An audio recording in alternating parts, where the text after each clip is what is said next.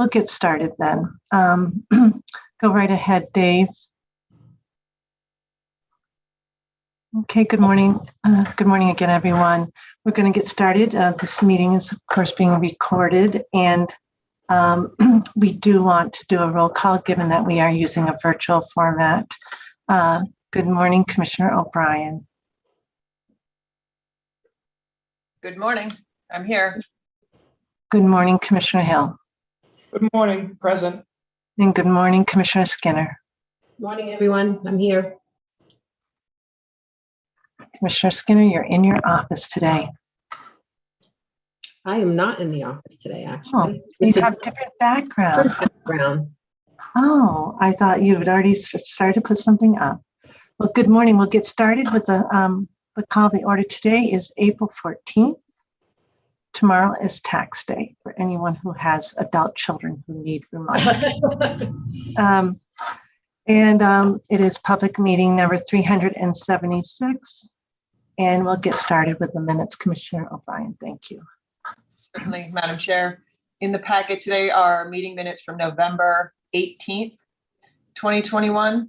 And I would move that, this is obviously before Commissioner Skinner's time, but I would move that we approve those meeting minutes subject to any needed changes for typographical errors or other non-material matters.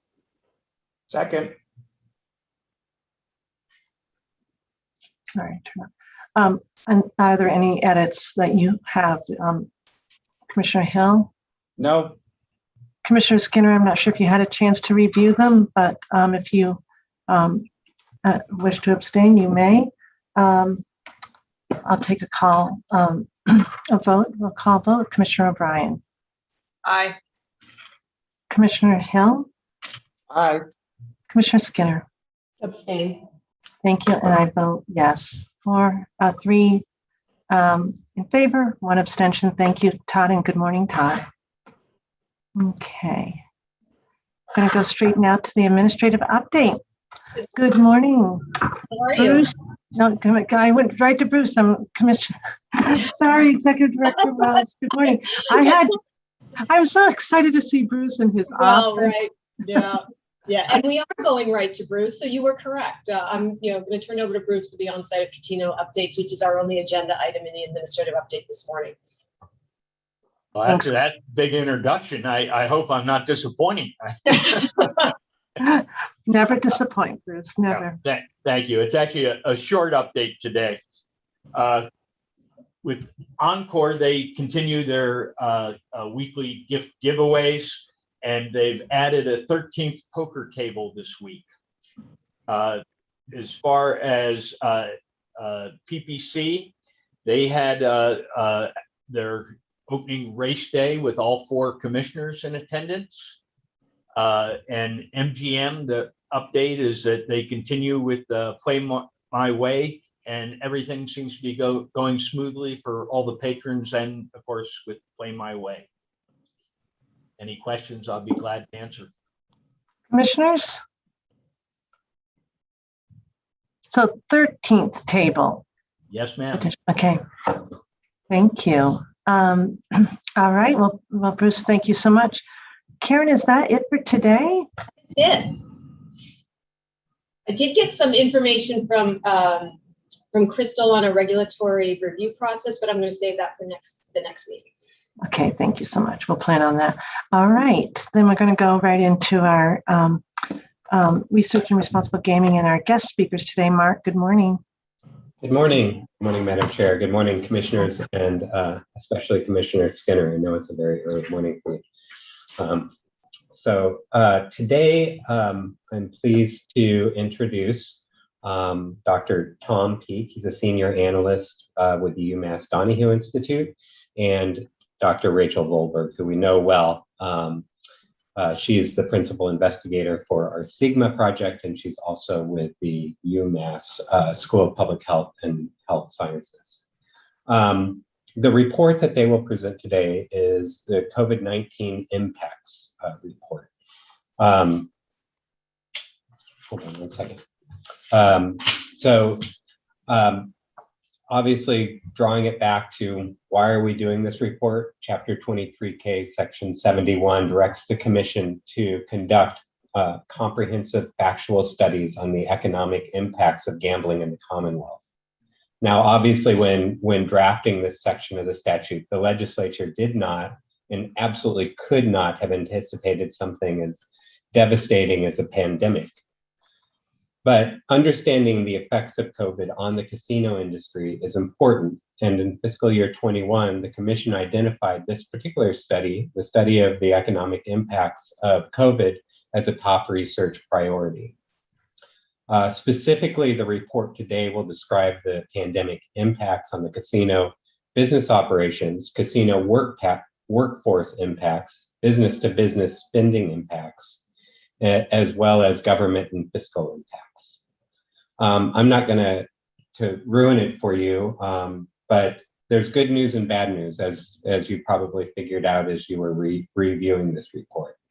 Bad news first was it was devastating from the onset when the casinos shut down in March of 2020. And it was felt throughout the casino industry, but certainly throughout the industry in Massachusetts, and the ripple effect was quite large. The good news is the recovery since that time, and once the casinos reopened, has been probably better than what could have been anticipated.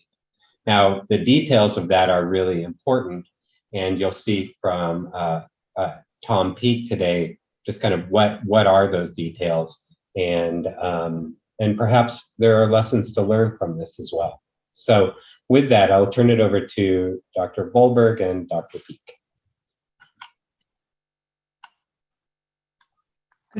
Good morning, Dr. Volberg. Good morning, Madam Chair. Good morning, Commissioners. As you've heard, I am the principal investigator and lead researcher on the study of the social and economic impacts of casino gambling in Massachusetts. And my main role here today is to introduce Tom, who will be presenting the results of our investigation into the impacts of the pandemic on the Massachusetts casinos. So before Tom's presentation, I just want to provide you with a little bit of background. In 2013, the research team that I lead successfully competed for the Sigma project. The team includes faculty and staff from UMass and the University of Lethbridge in Canada, researchers from the Donahue Institute, and data collection agencies like NORC at the University of Chicago. In 2019, our team successfully competed for the reprocurement of the Sigma project. And one innovation that was introduced with that reprocurement was to include 1 or 2 ad hoc reports in our deliverables every year, which allowed the research team to be responsive to emerging issues rather than tied to a set of deliverables planned in some cases quite a few years before. So while the report you will hear about today is not our first ad hoc report, it is an important illustration of our ability to respond to unanticipated events that affect the Massachusetts casinos. And with that, I'd like to turn things over to Tom. Thanks, everybody. Just one correction. I am not a doctor, although I've been doing research here long enough that I probably could have earned a PhD. So I'd happily accept a honorary doctorate from the commission if you're handing them out. We give them out. We give out any title, whatever. Oh, you super. want. Great. I would apologize, Tom, but I do think very highly of you, so I'm just going to leave it there. Great. Thank you. I'm honored that you'd think that. So yeah. Yeah, my name's Tom Peak. I've been working on this casino project since 2014, so it's great to see everybody again, albeit remotely. Should I share my slides, or is there someone? Okay, great. Let me just do that. Somebody can help you if you need help. I think I can pull it off.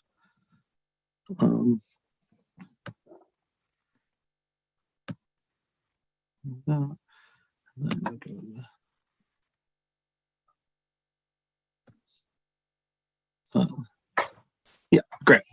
Okay.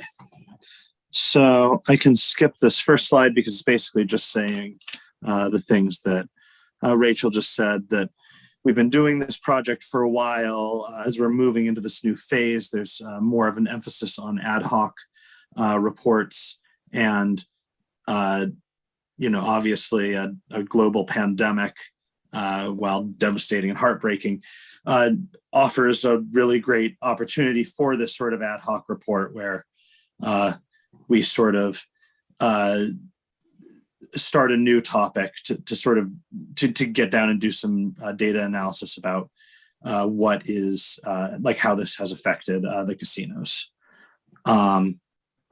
So to just do a sort of a broad summary of the findings here, I want to say that for the most part, this report leveraged some research methods that we've developed over other operating reports and things like that we've done for the casinos, but we decided to, with COVID, we modified them a little bit, and there was particularly a little bit of an extra emphasis on issues of equity, which is something that we had heard from the commission was important. So broadly, you could break down our findings into three groups: workforce impacts, visitation and revenue impacts, and business and government spending impacts. In the area of workforce impacts, we found, as will come to as no surprise to anyone here, that the shutdown led to major layoffs. But many of the workers who were laid off have been rehired. In the time, I should say that we started this work in the fall of last year. And since then, it's been going through the review process.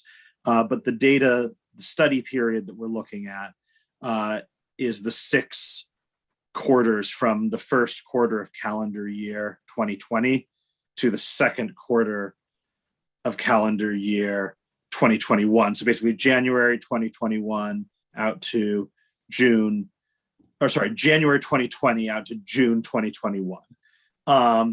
So since then, obviously, there's been a lot more developments. But as of when we analyzed the data, a lot of the folks who had been laid off have been rehired as the casinos reopened.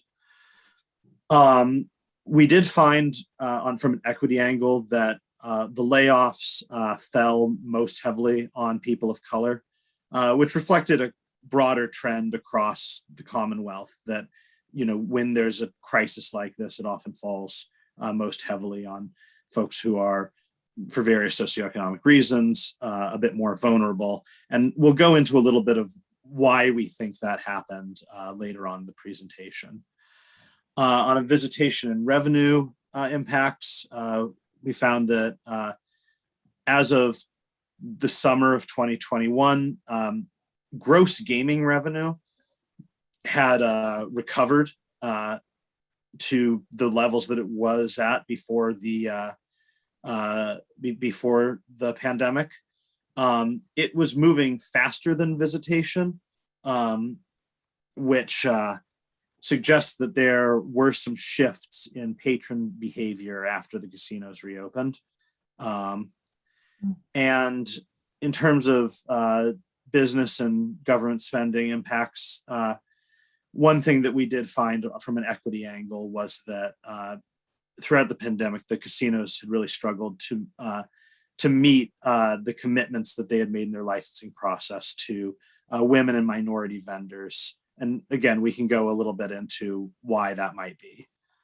So just to give some context, this is obviously very well known by anyone sitting on the commission, but for sort of a broader audience, by July 2019, all 3 of the casinos were open for business. In January 2020, which is sort of the beginning of our analysis, the casinos brought in over $80 million in gross gaming revenue. They employed about 6,500 workers and paid almost $36 million in wages. So this is a sector that, even though it's only 3 firms, it has a pretty substantial economic footprint here in the Commonwealth. COVID-19 arrived in Massachusetts in February of 2020, and by March, all 3 casinos were shut down.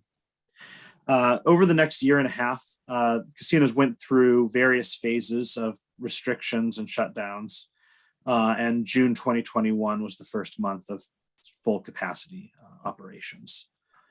I sort of bring this up because we'll see it in a minute. We really kind of break out in our graphs. We try and break out the graphs to show sort of what phase of operation the casinos were operating in at various points. So in terms of workforce impacts, just to sort of give a summary, young people, low-wage workers, women, people of color bore the brunt of the job losses and reductions in hour. A lot of that was because of the sectors that those people are heavily represented in. Food and beverage, gaming and recreation, hotel departments. These are areas with high concentrations of workers of color. They were also some of the areas that were most affected by the layoffs. And like I was saying, there has been a lot of rehiring at the casinos since those initial layoffs. So here you can see how we've structured all of the sort of charts in the report. Some of you may have had a chance to review it already, but we've sort of put these colored bars, or these various grayscale bars, across the charts to sort of show where folks were. So in March of 2020, the casinos began to shut down. And as you can see, what exactly that looked like varied a bit from the casinos.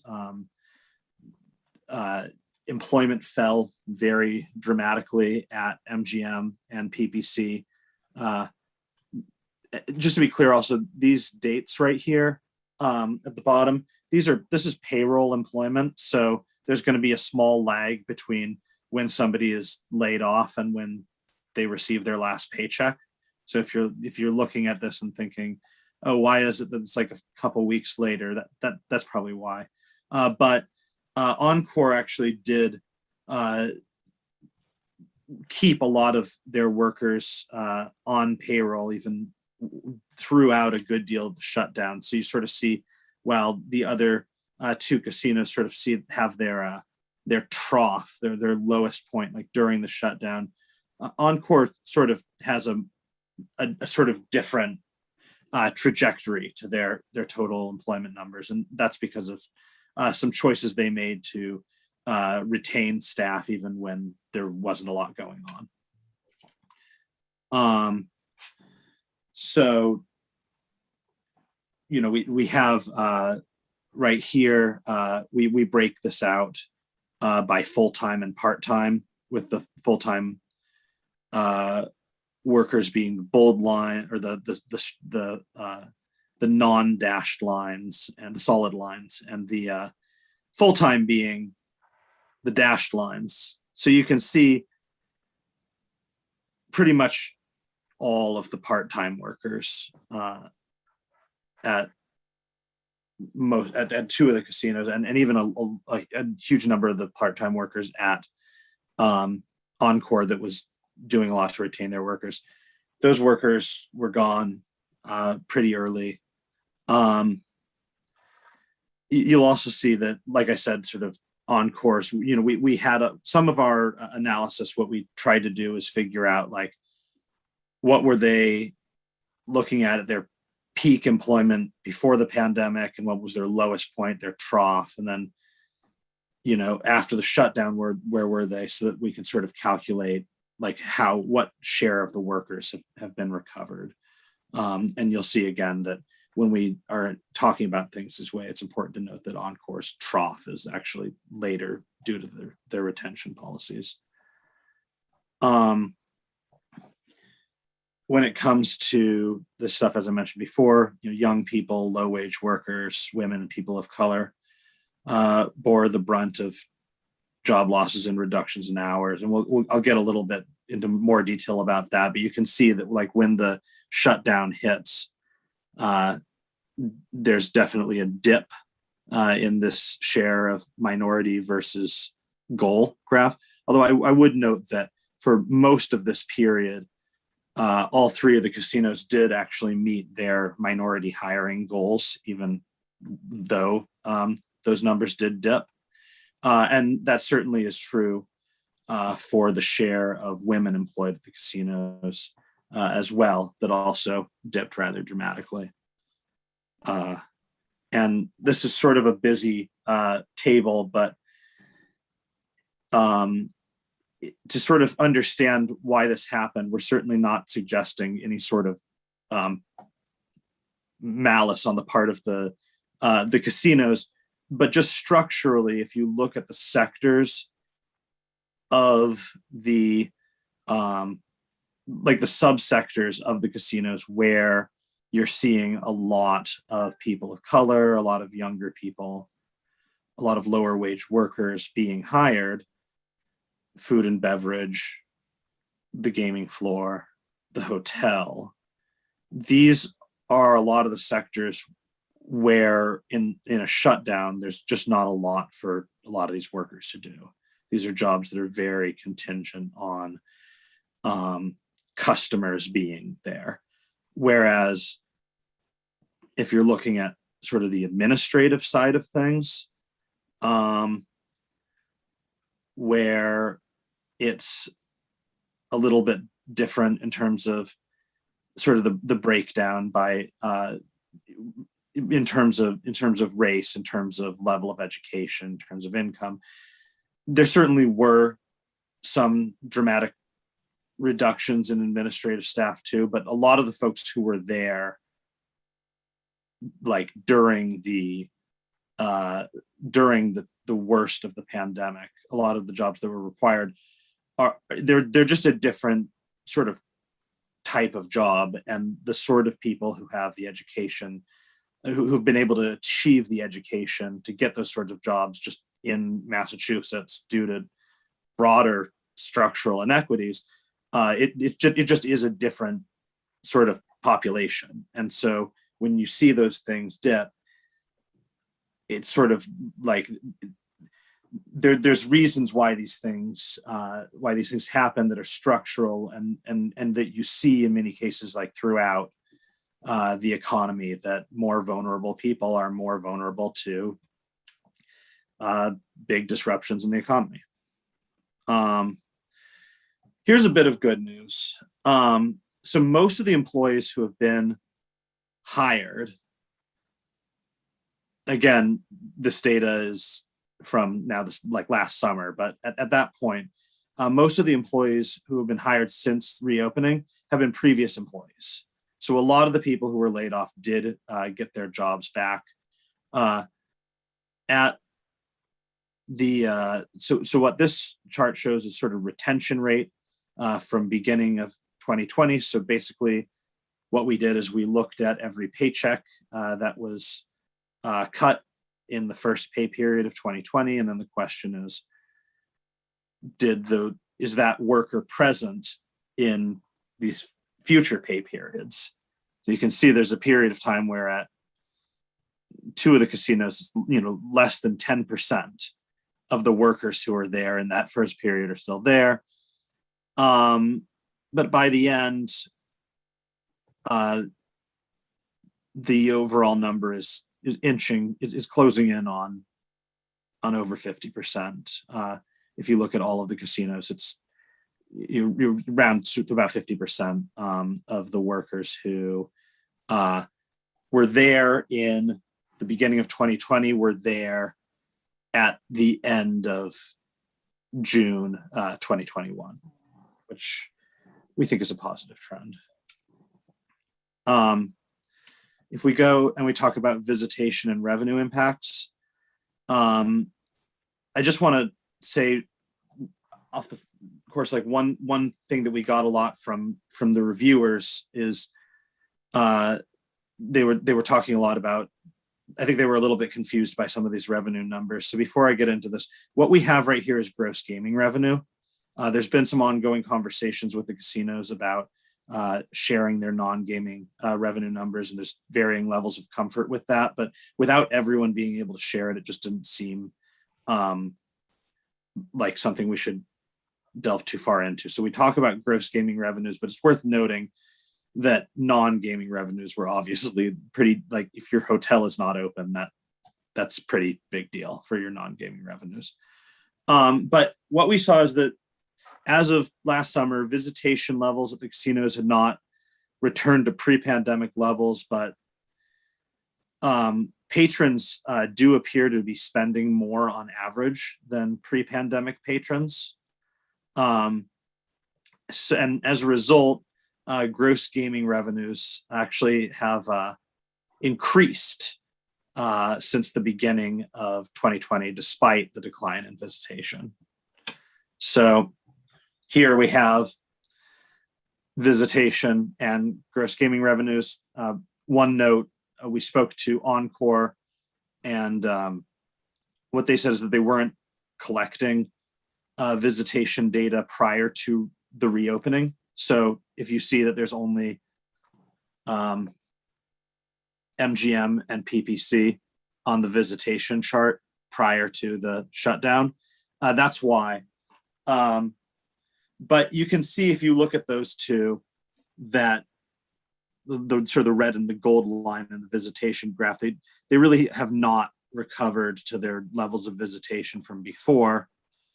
But then look at those casinos or the overall trend for gross gaming revenue, which we do have for the full time series because the MGC publishes it. And you can see it really has rebounded at the end of June 2021.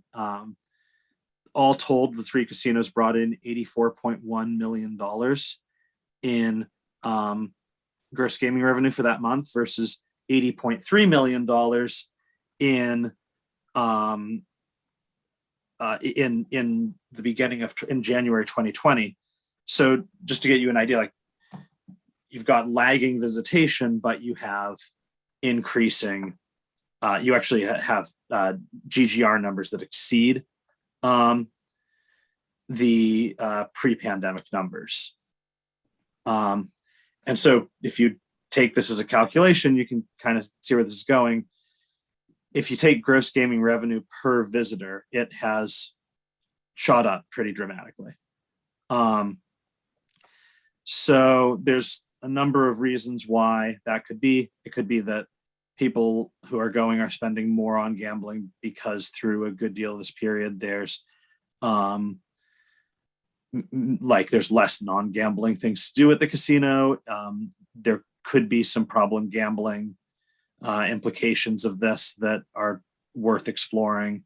One point that we made in the report is that, in most casinos, the vast majority of gambling spending is done by a certain pretty committed group of patrons, and that those patrons are likely to be the ones back. So the fact that it returned quickly, even with numbers down, isn't too surprising, but the fact that it increased suggests that there may be some behavioral shifts at the casinos, which might be worth taking a look at going forward to see how things have changed.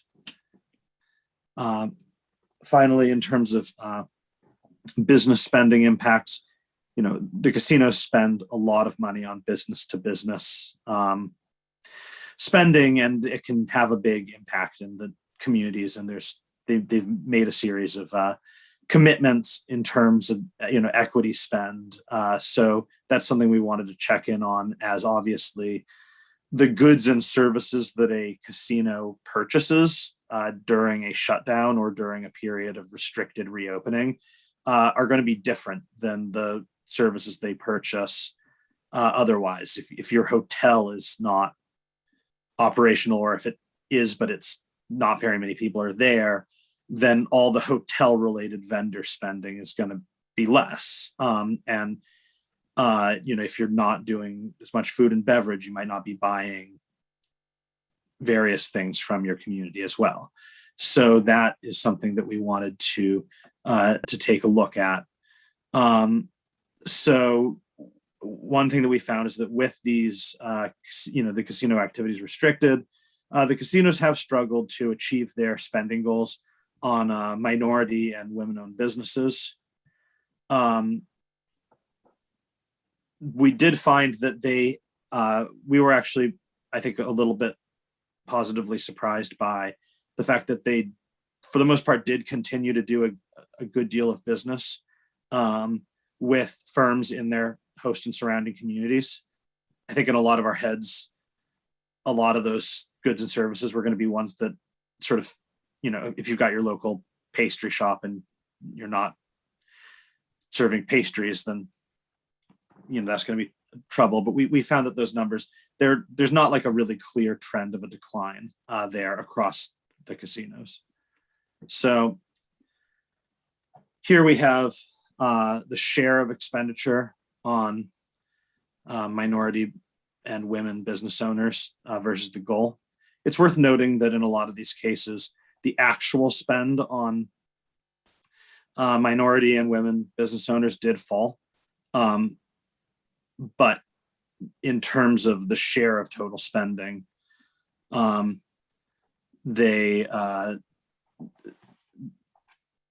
trends are a little less clear, but generally throughout, Encore has for a couple quarters exceeded its minority business owner spending goals, and there's a couple of quarters where it's met or come close to meeting its women business owner spending goals. Other than that, this has been an area where throughout our study period, the casinos struggled to meet those commitments. In terms of the share of expenditure on host and surrounding communities, as you can see, we didn't really see that much of a clear trend. It did seem like as the casinos reopened, there was over that first period of reopening, there was actually an increase on average for this kind of spending, and but it's certainly been erratic, and that's sort of understandable given the nature of what's going on there. So just as a final recap, we've been collecting data recently. We're almost done with our data collection for calendar year 2021. So we'll be able to sort of, as time goes on, speak more about how these trends are continuing.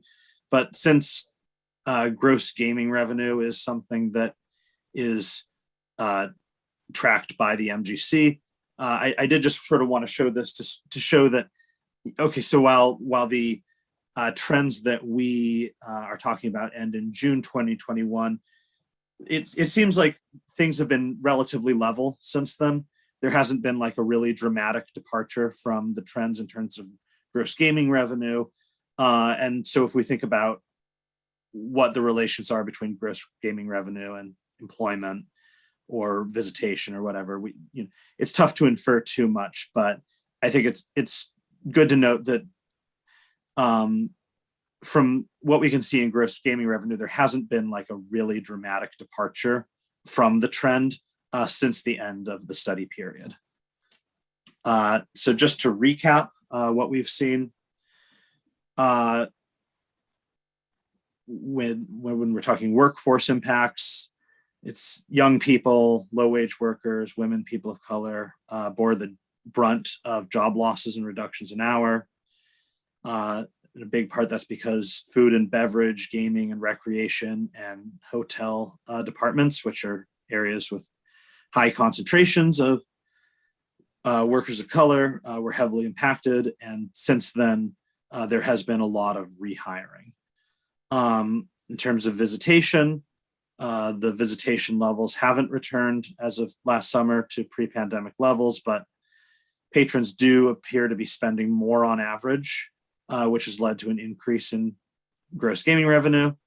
And finally, in the business side, we're seeing that over that period, the casino struggled to meet their goals when it came to minority and women-owned businesses, but there does seem to be, they are continuing to do business with firms in the host and surrounding communities.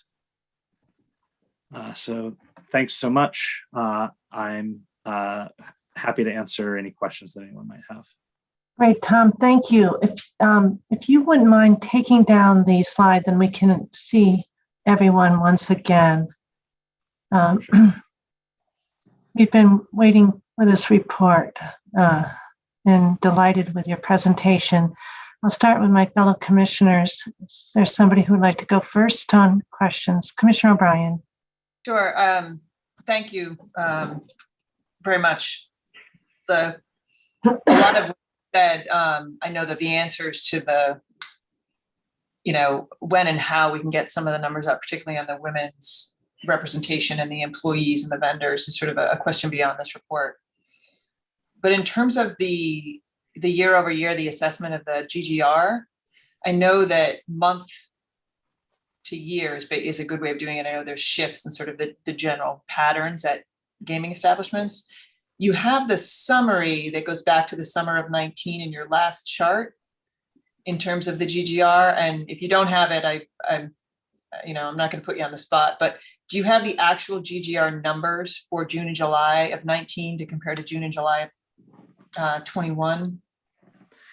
I could definitely pull those up. I actually believe that they're on the MGC website, but I definitely have them on a I just didn't know if you knew spreadsheet. the actual numbers, just for purposes. Yeah, so, sorry, go ahead.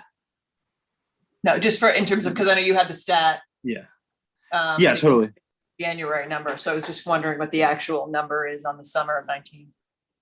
Right. One of the reasons we wanted to talk about January is because Encore Boston Harbor had just opened in July. And so often the first gross gaming revenue in those first few months can be pretty strange and erratic. So we figured that, okay, so January is where things, what we could say is probably one of the first normal months of the whole thing. In terms of all the— How about the PPC MGM one? Do you know what the PPC MGM combined GGR would be? I don't have it up right now, but I could definitely get that to you. Okay. In general, is that about the same or flat? Because I'm just trying to gauge on the chart you have at the end. It looks like it might still be up a little bit. I just didn't know what the actual raw numbers are. Yeah, I don't have the chart, the spreadsheets up right now, but I could definitely get that to you. Okay. Thanks. Commissioner Hill or Commissioner Skinner, do you have a question? I first of all, the report was excellent. When I first started reading the report and I was looking at the workforce impacts and I saw the major layoffs, and then of course it was heavily people of color and the minorities and women, all red flags started flying up. But then your report gave a very good and precise reason why that happened. It was the industry that they actually worked in and things of that sort. So thank you for all that great information. What I had a question about, and my packet number page is different than what you've put up or shared with us, but I noticed during the months of, and just bear with me, please, November 20th, December 20, January 21, we saw a dip there in the gross gaming revenues. And I'm trying to figure out, and I think this goes back to Commissioner O'Brien, if you go back to January 20th, the numbers were a little bit higher in those months, but when you look at January 21, there was a considerable dip with all three casinos, not just not one. So I was wondering if there was any indication through your data why that was, because it's a considerable drop actually for all of them. Yeah. Well, I think I actually have this one. I believe that around that time with that, there was a bit of a COVID flare up and they put either some hours or capacity restrictions on the casinos. And I think that was a function of that. okay. I think that's the right period. Yeah. Yeah, when we headed into the holidays of that year, there was an uptick. The governor dialed back some of the reopening and everything constricted again, and that flowed into that time period you're talking about. So we likewise tightened up, as did the licensees voluntarily, some of what they were offering. Oh, thank you for that historical knowledge. And then my last, it's more of a comment or a statement than it is a question, is, when we start seeing that the gaming revenue is, a lot higher than the visitation, I think if we look at every industry, even whether it's casino, whether it's restaurants, whether it's retail, we've seen a lot of increased costs that are now being put to the consumer. And I'm wondering if that's happening in the casino industry as well, as if the costs have gone up, that they're now increasing their costs, and that's why we're seeing an increase in revenues. That's a great question. In terms of the actual sort of decisions that they are making in terms of, like the choices that they're making on setting the parameters for their machines and whatnot, that's something that definitely, I think, at least for slot machines, could be analyzed. So I think that's a really great idea for something that we could, and in fact, we have analyzed that in the past. So I don't have an answer for you in terms of the extent to which that's the case. Obviously, it's a very unique industry in the just how that revenue is derived. But I think that's a really interesting point about what sort of decisions that the casinos made themselves that could potentially have play a role there. That's a good point. I also just want to say I have a fellow analyst who just looked up, just sent me the answers in terms of January 2019 gross gaming revenues for Commissioner O'Brien's answers. It was July 2019. We've got about 20.3 million at MGM and about 12.5 million at PPC and 48.6 million or so at EBH. If that's helpful. Commissioner O'Brien, do you want to build off from that? I'm just trying to go back now. I had scanned down on my PowerPoint in the packet away from that page. I'm just looking. I was going to do a comparison of the total. Yeah, that's fine. In the meantime, Commissioner Skinner, do you have a question at this point? No questions, but I will take the opportunity to thank Dr. Volberg, honorary Dr. Tom Peake, and the Donahue Institute for your work on the study, and echo my fellow Commissioner Hill's comments about how interesting the report was. Very easily digestible. Not going to say it was fun to read, but it was definitely manageable. So thank you. Thank you. If you don't mind, while we're waiting for Commissioner O'Brien to just process if she has a follow-up, I'll just ask a couple of questions. I want to, I think I heard correctly that you said, there was this enormous impact on particularly those employees who are people of color, minorities, women, and we saw how they were industry related, as Commissioner Hill explained, but that there has been, and I think it was your happy news, good news, that most have been rehired. But I thought I saw another slide where it said it was about 50%.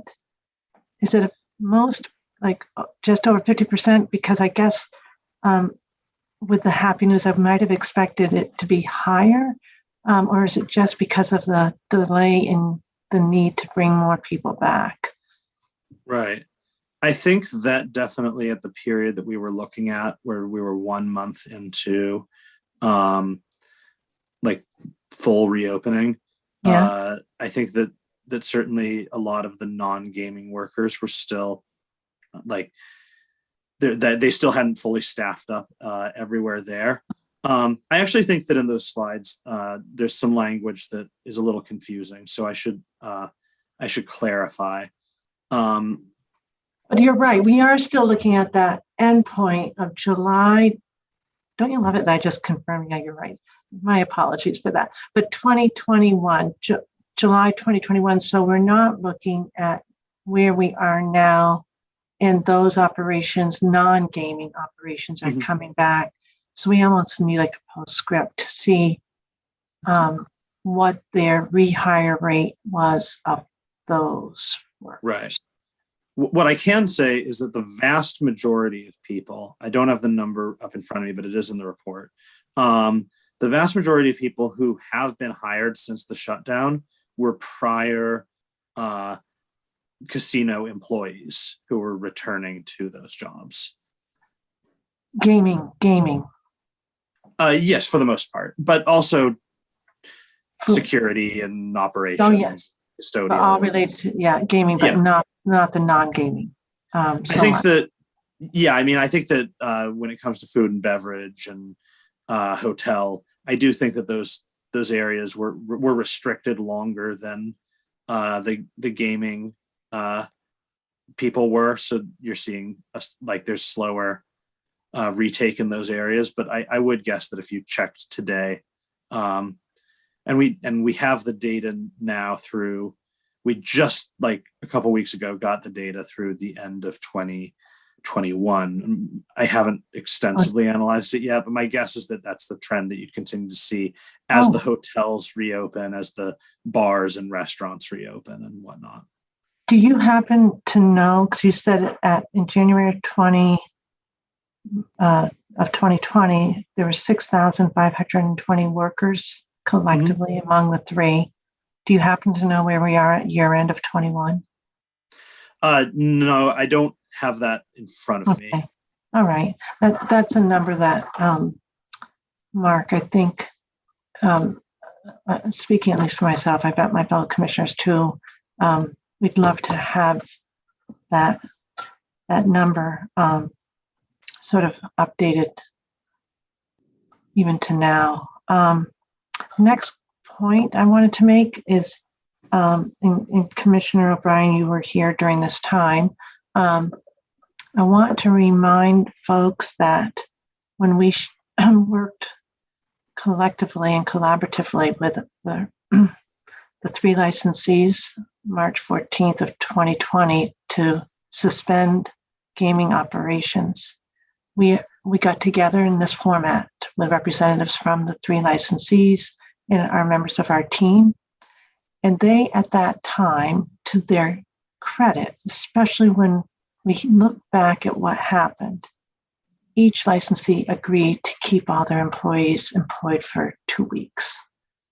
So when you show that 2-week lag, they actually committed to 2 weeks of employment, which was extremely generous, because across the country, because these three casinos kind of closed earlier than other entities and enterprises across the nation, across the Commonwealth, because of the circumstances unique to this industry and unique to our very licensees moment. So to their credit, they kept everyone on for those 2 weeks. So I wanted to point that out. It's something that all of us can be really proud of in terms of the leadership of our licensees. And then the question I have, I think maybe it follows up on Commissioner Hill's question is, but Eileen, did you want to add on that? Was there anything on the The only other thing I would add to that is I believe the EBH and WIN, they actually committed to keeping them on for months. So there is a part of that stat that was driven by, obviously, by the corporate side, in terms of, I think PPC drops pretty dramatically at one point, and MGM and Encore in particular stay up. That was corporate driven, obviously. Right. And so Tom, showed how Encore stayed higher, and it was because they made a nationwide, or maybe it was international decision to keep their employees on the payroll. And they did it as long as really they could. And so there was a final dip right before the reopening occurred. Great deal of gratitude from all their employees. My final question was, and I suspect maybe this is something that you would be digging at rather than that you've already dug at, is when you say that there doesn't seem to be the same visitation, a drop in visitation, but more spend by patrons. And I heard Brad, ask about almost like inflation issues. I wondered if there's also, was it a fact, if you were able to detect a factor of pent-up demand, or was there more dispensable income? I think that those are both potential factors. I mean, I'm not much of a casino patron myself, but I know that like when I started feeling, when I'm, got vaccinated and started feeling comfortable visiting my local, restaurants and bars again, I certainly was I was exuberant about being out in the public. And I probably spent a little bit more than I maybe would have in the period before, just because it was exciting to be there. And I think that's likely a result. And also, yeah, I mean, for a lot of folks who are receiving some benefits, or who just the things they would normally spend a lot of money on were not available to them for a period of time. I can say that too, like, not having sort of a lot of my recreational activities available to me for a lot of period of time. I found myself with, a bit more money in my checking account than I'm used to having. So I think that probably was the case for a lot of people. And so I think that in a way, like you might see similar things across other sectors where just the data isn't as rich as what we can get from the casinos, because there's a lot of incredible data that we collect for this report that on most private sector entities just doesn't exist. So it's tough to like find the comparable thing.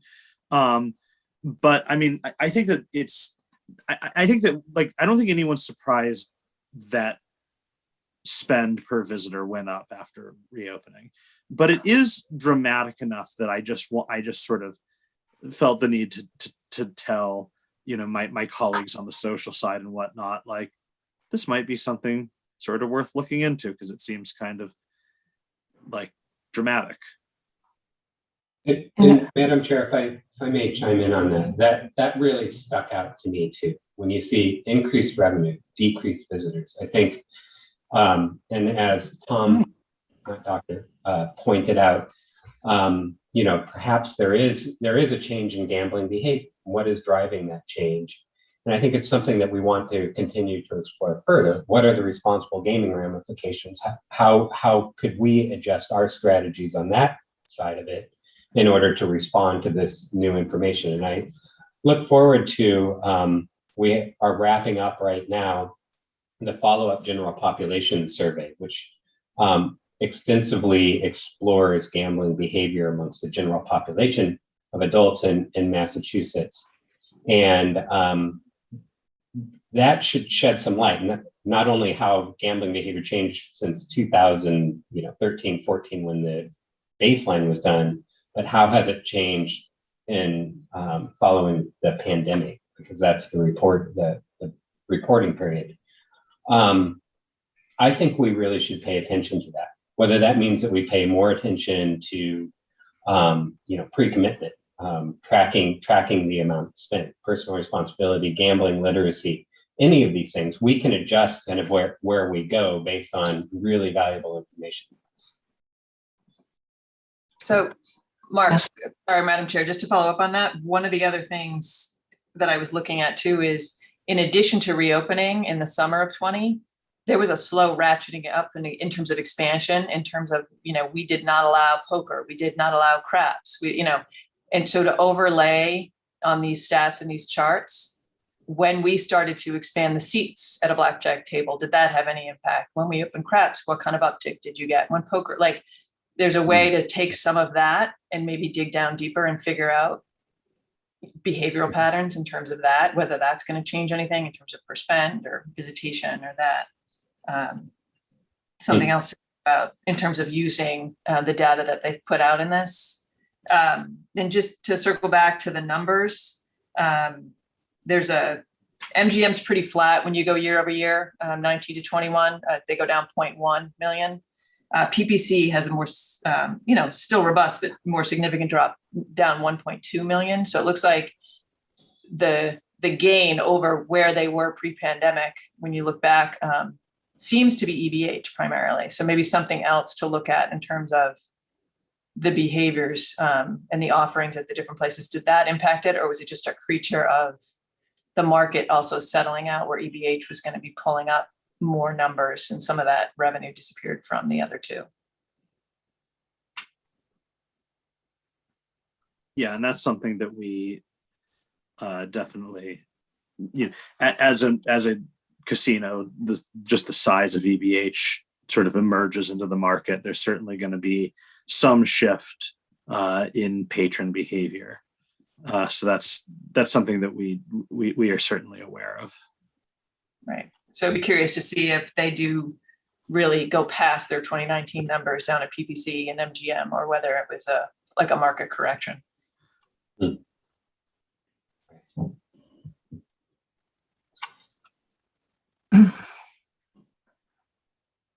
Well, it feels like both history and also really still very present with us, these impacts of COVID.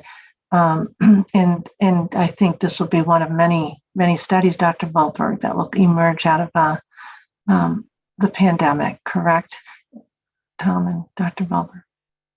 Yeah, so we've, as Mark mentioned, we've got the follow-up general population survey that just came out of the field. We have an online panel survey that also just came out of the field, and a patron survey at Encore that finished up on Monday. So we have a lot of analytic work in front of us for the next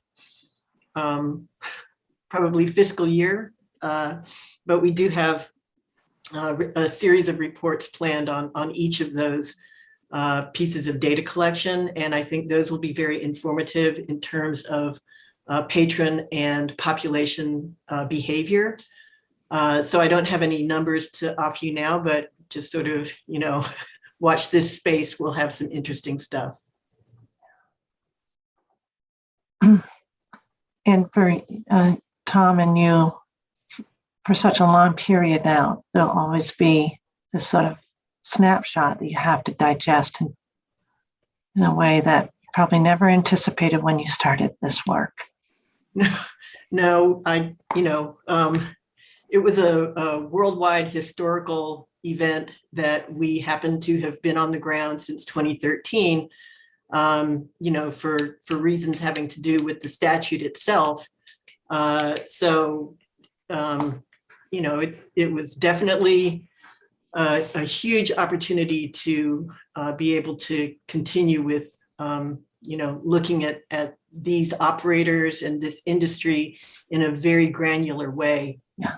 I will say that there's a fair amount of research findings that are coming out of other jurisdictions internationally, but none of them really have the granularity of the work that we've been able to do, primarily because of the way that we've been able to work with the operators to share their data, and to be able to really look at what the actual numbers are, rather than to sort of infer from what people tell us in surveys or whatever. Yeah, and I would just say, as someone who's been working in economic and public policy for quite some time, I always have to, whenever I come here, say thanks for just facilitating this sort of work, because it's very, very rare in the world of economic policy for somebody to do something and then study how it's going. Usually they bring in economists to say, what do you think the impact of this will be? It's very rare for people to say, what has the impact of this been? How is this going? It's so funny because the longer I've worked on the study, the more obvious it seems that's like a really important thing to do. Did he freeze? Yeah, I think Tom froze. Not me. Okay, thanks. Tom, you froze briefly. Oh no. That's okay. We all wondered if it was ourselves, and so it was just a brief freezing. Okay. All right. Any further questions or comments? Could I just say one Absolutely. thing, building on what Tom said? It is extraordinary that we have operators that are willing to share this data, and I think it's the combination of the three. It's a really talented research team. It's operators that are cooperative and want to understand what our mandate is to do economic studies like this. And it's certainly the Gaming Commission and calling out Marie Claire for working really hard with our operators to make sure that we collect the data and that data is gathered and delivered to the UMass Donahue Institute. So. Well, thank you, Mark, and thank you, Dr. Volberg and Honorary Dr. Peak. I'll borrow Commissioner Skinner's good idea. We look forward to any follow-ups that you end up providing, but this was a very, as everybody commented, a very enjoyable read, and one that we had been very much looking forward to, and we were actually imagining it being done while we were living and operating through the pandemic in real time. We knew that this was going to amount to important research. So thank you so much. Thank you so much for having me. Great, thank you. Okay, enjoy spring, Dr. Volberg, out there. Okay, thank you. Thank you. Before we continue with the next item, I just wanted to bring up a procedural matter that I should have led with, is that I've had a couple of days where I haven't been able to keep up with everything in the way that I wanted to, and I had some questions that I needed to explore on the a couple of items, and one was the item number 1 under Commissioner Update, and item number 2 with respect to the appointment of our treasurer, and then with respect to our budget. I spoke with Crystal today, and I feel comfortable that we're in okay shape if she leads with Derek's help, the discussion on the budget.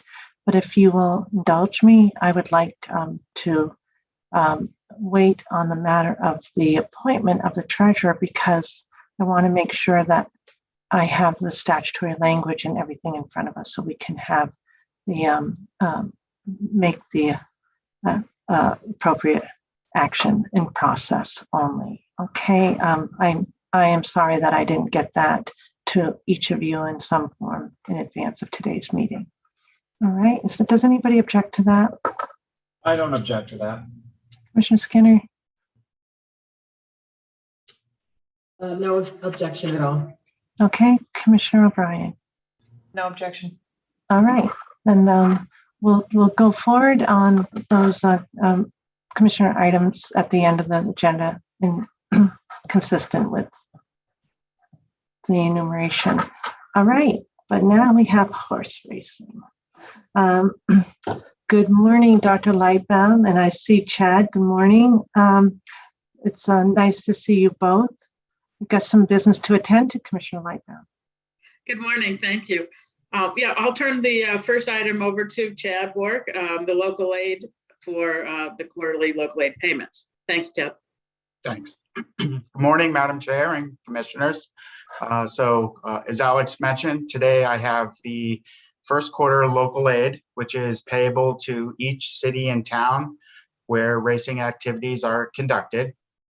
The amount of aid is determined at a rate of 0.35% of the handle from the quarter that ended 6 months prior to the payable date. So today's request is for the quarter ending March 31st of 2022. It is using handles from July, August, and September of 2021. So with that said, the city of Boston would receive $153,513.21. The town of Plainville would receive $44,608.26. The town of Raynham would receive $19,411.21. And the city of Revere would receive $76,755.48 for a grand total of $294,288.16. There is a detailed breakdown of the amounts and the calculation, which is included in your packet. And this does ask for a vote.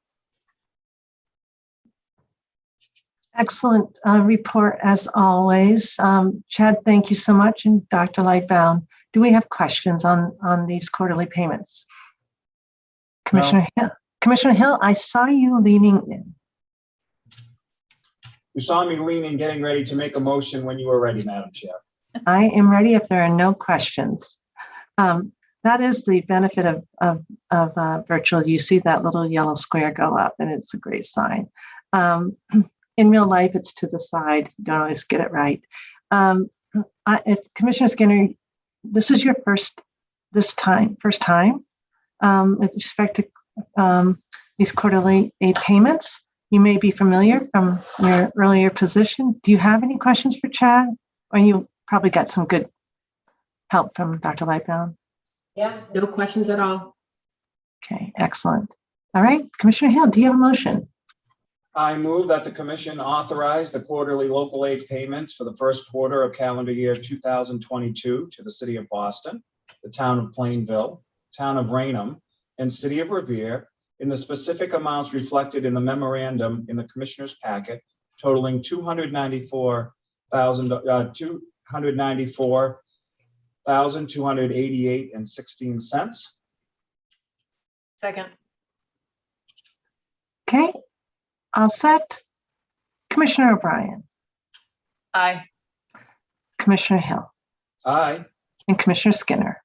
Aye. And I vote yes. So 4-0, and we thank Chad for his excellent work, and critically important when you see the benefits it goes to these localities. So thank you. Dr. Lightbound, you're going to follow up this news with this work with some other good news. Yes, we had a wonderful opening day at Plainridge on Monday. And as you all know, the chair came down as well as the other commissioners and Executive Director Wells. So it was great to have them all there in attendance. Plainridge Park Casino recognized two of their longtime employees, Steve O'Toole and Dominic Longabody, for their years of service. We had about 20 drivers participate that day, 35 trainers, and 60 horses. And then between Plainridge and ourselves, the MGC staff, there were about 30 other employees. So once again, this is a economic driver and does support positions, jobs. Over the 3 days of racing this week, we'll have about 27 races, giving out over $100,000 in purses average a day. About 200 horses will have raced. And our licensing team has been very busy, as they always are this time of year. 150 people were licensed, about 15 were new who had not been here recently.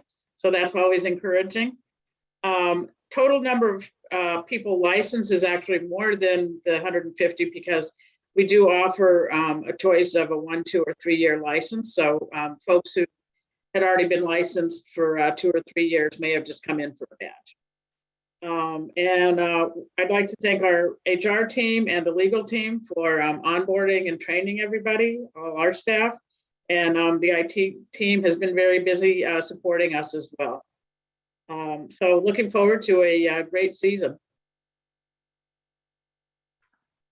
Any Well, questions? if the weather was any indicator, you will have a superb season. And it was a great first day. Commissioners, you were all there. Commissioner Skinner, I'll start with you. You had a pretty special day that day. Yeah, it was a very a fun afternoon.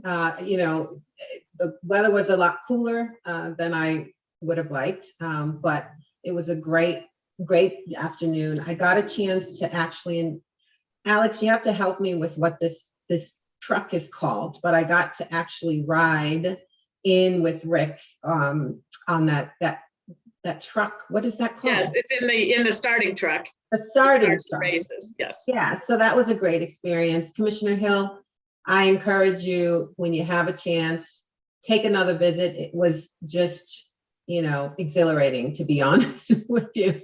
Something you never thought you'd be doing in your lifetime, right? So thanks for the invitation, and I plan to make that my annual trip.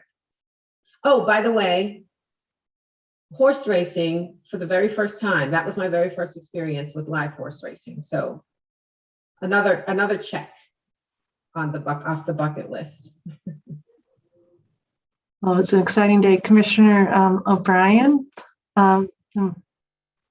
Yeah, so my starter truck was more like a starter car that you had to contort yourself to get into the back of. So once Commissioner Hill has had the opportunity to go down as well, I intend to go back and do a compare contrast with the truck compared to the car, because it is magnificent to be that close to those horses. It's not something you could normally do. So anyone that has the opportunity, it's fantastic. Day was great. I thought everything looked great. It was great to see everybody. And hopefully they have a good year again this year. I know they had a tough go of it, COVID. I know they weren't really part of that impact report on their own, but hopefully they continue to do well. And I know they did better last year, and hopefully they have a great year this year too. Commissioner Hill. Always an enjoyable day and always a great visit. For the public who only sees the racing that takes place, there's a lot that happens behind the scenes. And Commissioner Skinner and Commissioner O'Brien met with Director and Dr. Lightbaum in I still call it a barn, but I know it's stables and things of that sort. And to see what goes on there before, during, and after the races is just incredible. The staff is excellent.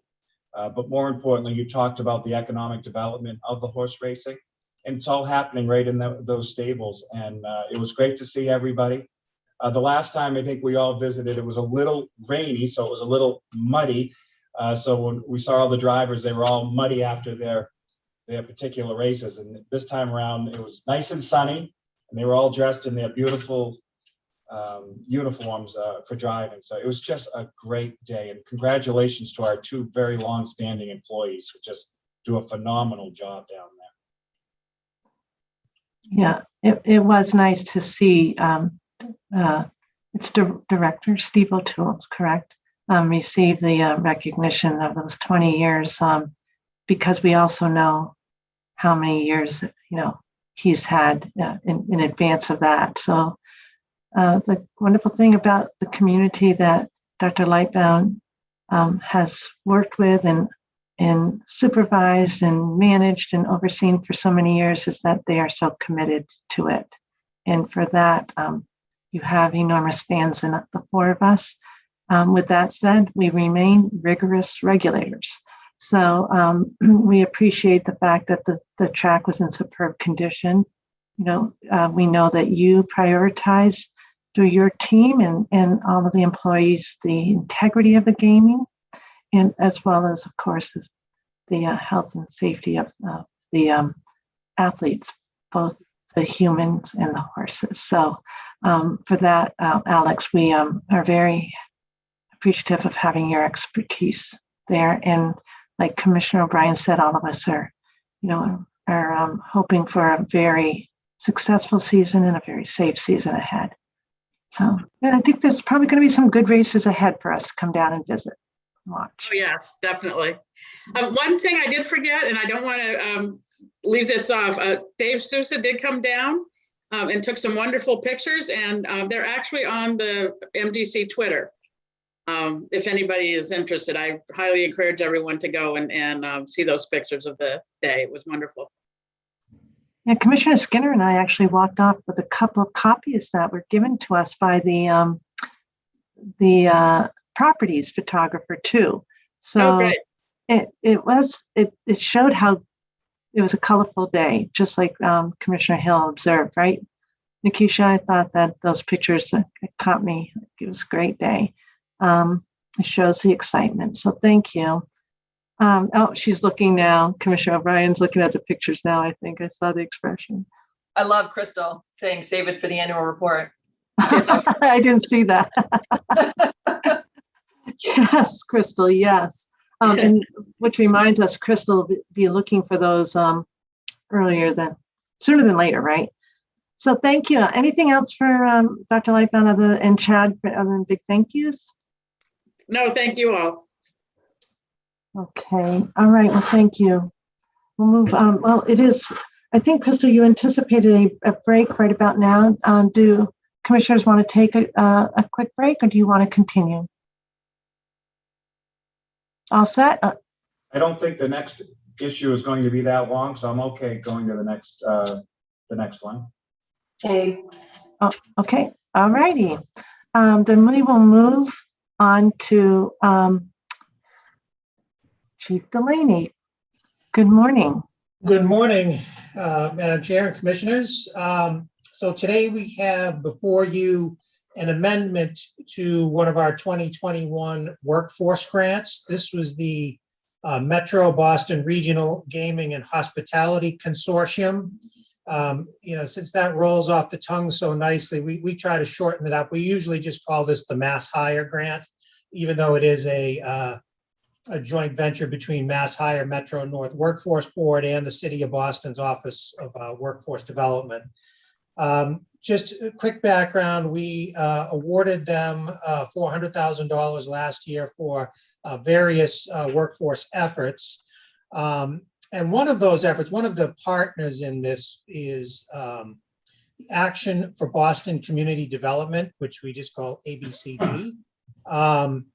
And the intent was, so Mass Hire runs 3 career centers that are located in Cambridge, Woburn, and Chelsea. The thought was here that ABCD also runs a facility that is, that is in Malden. And the thought was that ABCD could hire a career services person to work in that Malden office, and $56,000 was set aside to fund that program coordinator position. In the interim, since the grant has been awarded, they've been unable to fill that position in that location. I guess everybody's having difficulty, filling jobs. So, the Mass Hire folks came back to us and said, hey, is there a way that we could use this money at our other existing facilities, as I said, that I mentioned, that are in Cambridge, Woburn, and Chelsea? And we, the way they would do that is by, they have some part-time staff, and they would probably fund some overtime with that to help those particular residents from Malden to avail themselves of services. And we agreed that seemed to be appropriate, as long as they are, sort of providing that extra staff level for that anticipated additional level of service that they would need to provide. They also did indicate that they would set aside a portion of those funds to provide some transportation assistance to those folks. Obviously, if you're dealing with folks in Malden and it was in downtown Malden, they would have to get themselves to Chelsea or Cambridge or Woburn potentially to access some of these services. So they agreed to set aside a portion of those funds, as necessary. They'll have to see how it goes to help offset those costs that some of these folks might have.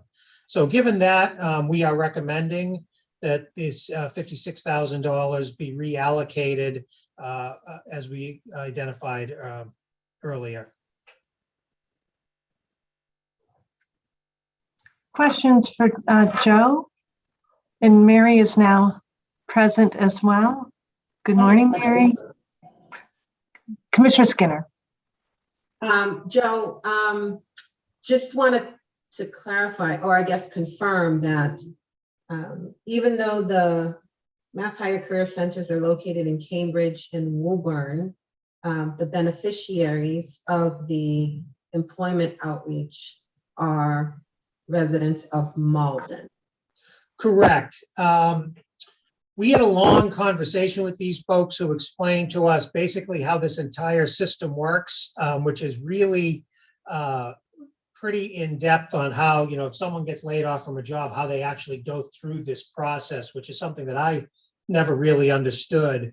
And, when a person, if someone from Malden were laid off from a job, they need to go to one of these centers to try to get work. So in these cases, those folks from Malden would be directed to one of these career centers rather than, the thought was initially, hey, if we can provide a real local source, that would be great. But it doesn't mean that these folks won't be serviced by these other facilities. It's just that there'd be sort of an increased burden on them a little bit. All right, thank you. Other questions for Joe? I just lost Commissioner O'Brien. There you are. No, I was just going to make a motion if you're ready for it, Madam Chair. It seems as though we're all set. Thank you. That's a credit to the reporting. Thank you so much. Commissioner O'Brien. Madam Chair, I move that the commission approve the reallocation of $56,000 of funds previously granted to the Metro Boston Regional Gaming and Hospitality Consortium to existing full-service Mass Higher Metro North Career Centers located in Cambridge, Woburn, and Chelsea for the reasons outlined in the memo and included in the commissioner's packet and as discussed here today. And further, the commission staff be authorized to execute an amendment to the grant instrument commemorating this decision in accordance with 205 CMR 153.04. Do I have a second? Second. Thank you, Commissioner. Okay, if there are no further questions or edits, Commissioner O'Brien. Aye. Commissioner Hill. Aye. And Commissioner Skinner. Aye. And I vote yes, 4-0. Thanks, Joe and Mary and Lily, for your good work. Thank you very much. All right. All right, then next on our list is licensing, and Director Lilios, you're covering for a vacancy. Hi. Can we hear? Good morning. I'm sorry I was multitasking, and but I'm ready to go. And good morning. Good to see you this morning.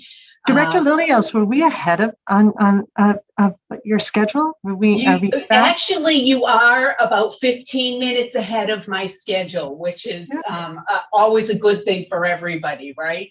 Yes, I think so too. There we go. Now, I'm sorry to interrupt you. So Encore has a couple of requests. I'm sorry, Eileen, did you have something? I think. Oh, I'm sorry. Skinner has something she wants to address before. Yeah. Yep, sorry. Oh, I'm so sorry. My That's apologies. okay. I think it's a good time to address this matter. I was going to wait until the commissioner updates, but I think in light of our agenda item, I think it makes sense to go now.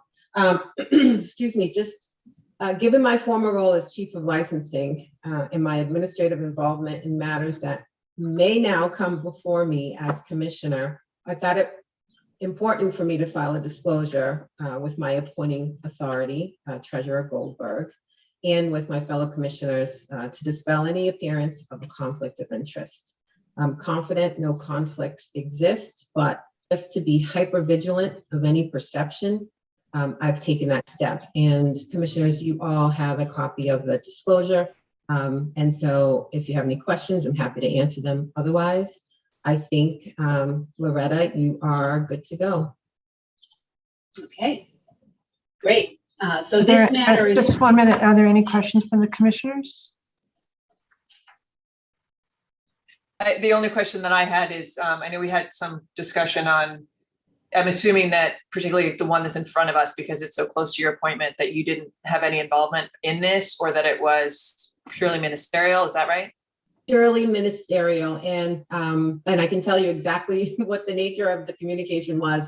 It was just, logistics, trying to ascertain when we'd be able to get the item on the commission's agenda. I did not review the request itself, made no determination as to whether or not it would be ripe for presentation for review and approval by the commission.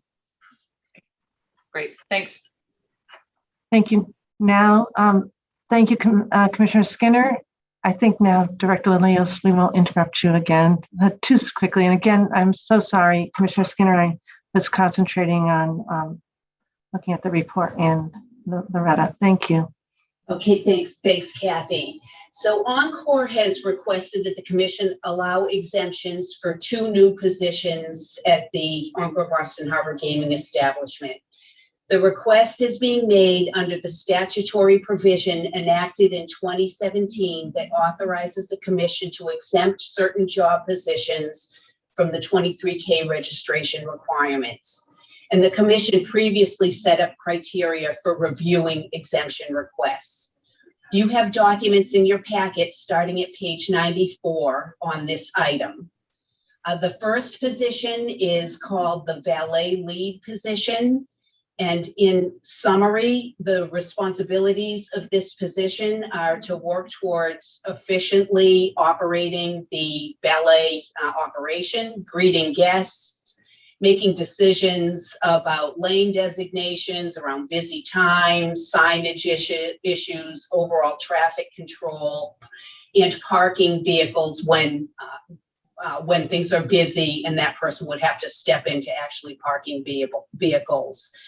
The submission from Encore indicates that there would be no traditional supervisory responsibility over personnel. And I do want to note that the commission previously exempted valet drivers from the registration requirement. The second position, I think I'd recommend you take these together. The 2 positions are intended to work collaboratively with one another. The second position is a lead door person position. That position is greeting guests, providing them information about the property, helping with luggage, it's mostly concentrating on the hotel side. Again, no supervisory responsibilities over personnel. Apart from that little asterisk on the supervisory piece, because they are making some decisions about what to do in busy times, Encore answered in the negative on all of the other criteria that you've set out for evaluating these requests, indicating no impact on gaming operations. I did check with the GEU, and Lieutenant O'Brien at Encore also coordinated with the Gaming Agents Division, with Assistant Director Band, and with Louis Lozano, and none of those indicated any concerns about allowing these requests. So I'm happy to try to answer any questions that you may have, but in summary, those are the requests before you. Questions for Director Lilios? Loretta, I just had one, which is, are these new positions, or are these positions that exist that they're asking us to reclassify? They're new positions. Okay.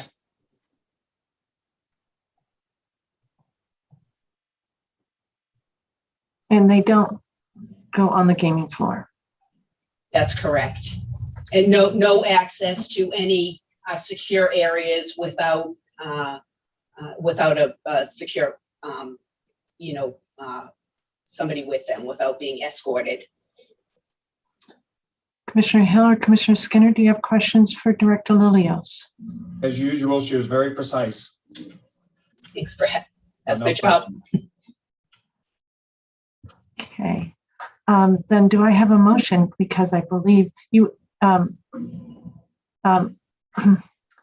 you're saying consider them together. I'm not sure how we move. They are two different positions. So I presented them together, but you need to vote on each of them. That's what I wanted to make sure. Okay, thank you so much. That Commissioner O'Brien, are you leaning in? There we go. Certainly. Madam Chair, I move that the commission exempt the positions of valet lead and lead door person at Encore Boston Harbor from the commission's registration requirements in accordance with 205 CMR 134.03 sub 1B for the reasons discussed here today and described in the commissioner's packet. Second. Thank you. Okay, no further questions. Commissioner O'Brien, Aye. Commissioner Hill, Aye. and Commissioner Skinner. Aye. Okay, so I vote yes, 4-0 there. Todd, thank you. Commissioner O'Brien, do you want to move on the? Thank you. I put them both. I did one on both titles in it. Oh, I'm sorry, I missed that. I thought I'm sorry, I missed that. So we did just do a combined motion. Right. There didn't seem to be any issues with the position, so I put both. In Yeah, one. that was poor listening on my part. I just voted without clarity. Okay, so I thought I only heard the first position. My apologies. Okay, so we're all set. And with that clarification, I'm still comfortable with my affirmative vote. Great. Thank you very much. Thank you, Loretta. Thank you so much. Okay, so it is now 11:36. Do we need to take any kind of a quick break before We we could just move? have 5 minutes, actually. If I could have 5 minutes, that'd be great. Yeah, thank you. I was going to ask for it. Same. Good. We're all in that need. Thank you so much. Karen, are we all set in terms of anything that Yes. your team? We're all good. We're all good. Thank you. Yeah, because we'd be moving into commissioner updates, and before we moved off, I wanted to make sure there wasn't any other business that we've missed. Okay. All right. So it is 11:40. Let's say. How about if we return? It's 11:50 too late? No. All right. Thank you. 11:50 it will be. We'll resume this public meeting. Thank you so much, everyone. All great work.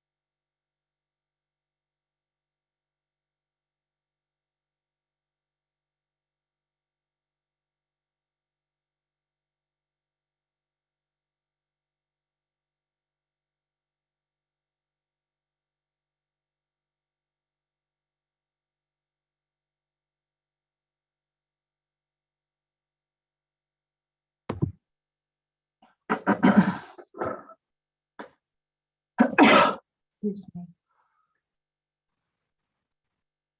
Hi, Dave. I think we can probably take down the screen now.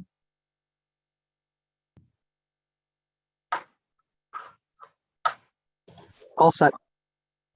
Okay, and we are resuming our public meeting, but I'll take a roll call of my fellow commissioners. Commissioner O'Brien, I am here. Commissioner Hill, Present. Commissioner Skinner. I'm here. We're all set then to resume and start with our commissioner update. And as I mentioned, we'll go directly to Crystal Howard and Derek. I know you're available. Good morning, Derek. Still good morning. We will go ahead with respect to the budget. Thank you, Crystal, for your guidance here. Oh, and there we have a sighting of Agnes Filio. So nice to see you. And there's John Scully. Thank you. And Noel Lowe. So thank you. Lots of assistance as we navigate this today. Good morning, everyone. Thank you, Crystal. Yeah, good almost afternoon. It seems you have the pros here, so that could just step aside, but I'll just give you a quick overview. The reason we're presenting this to you today is for you to have the ability to get any clarification or answers that you're looking for on the budget as we develop the FY23 process. The next steps are essentially still in the beginning steps where we will plan and put forth some recommendation on how to fit the budget for the 23 budget year. And in your packet for your reference, we have just delineated several items that have come up in conversations over the last few weeks just to make clarification and to guide some general understanding for you to determine whether you need to lift the budget that is in place, or in some cases you may choose to decrease the budget. So do you, I guess I should put forth to the commissioners whether you want me to guide you through each segment here, or you would prefer to have open conversation? I personally would like you to walk us through the considerations, and then we'll just go through the line items with maybe Derek's team, so that we can sign off or augment or decrease or add new items in. So commissioners, I want you to actively be engaged in what you think might be helpful as we think about the year ahead in terms of the resources we as a commission of at some point 5 will be. Okay, thanks. Thank you, Crystal. Before I start going through each section, Derek, do your team have anything to add to the process? So what we would normally do is, I think on page 113 of the packet, you would see what your current year budget is, all the items, and we would walk down with that, what's included in those items. So you'll see that there are 2 appropriations you're funded out of, the racing appropriation as well as the gaming control fund appropriation. The payroll is split based on the total funding levels that each area makes up. So racing is approximately a little less than 10% of our total funding level. So that's why we split off your salaries to that amount. One thing for consideration, the commissioners' salaries, the 5 commissioners' salaries are in here. It does not include the salary of the executive assistant that used to be in that division, as well as Crystal's position. Historically, those had been funded. So when Janice was in the position and Jamie was in the position, those are funded out of the executive director's budget. We can look at moving those back. Sorry, I just want to clarify for the record that Janice, you're referring to Janice Riley. That was a different position. Correct. It was a different position, completely different position, but I'm just saying why the history of, so Jamie reported to Janice, so that's why that position was under there. Obviously this year moving forward, we'll move Crystal into that position and into the commissioner's budget, and we will most likely move the executive assistant over there. So you would see a jump in the payroll figures. Right, and I would, based on that. Right. So if there's actually a moment of discussion for the anticipated EA commissioners, I think given that we anticipate that would be a position that reports to us, that it would fall under our budget. Is that so? Just to clarify that one, is that helpful? Okay, I think we're all nodding our heads, Derek, if that's helpful right now. Okay, that's Okay. very helpful. right. Under the travel line in FY22, you were funded at approximately 75% of the FY20 funding levels. And this is mainly for travel reimbursement, out-of-pocket expenses. When you look here now, that being said, we've moved most people back to FY20 funding levels, assuming that we'll do a lot more in-state travel, a lot more trips out to casinos. I think the commissioners will probably follow suit with that. But we now have to look at going higher than the FY20 funding levels because the state just increased the travel reimbursement rate from 45 cents up to 58.5 cents per mile.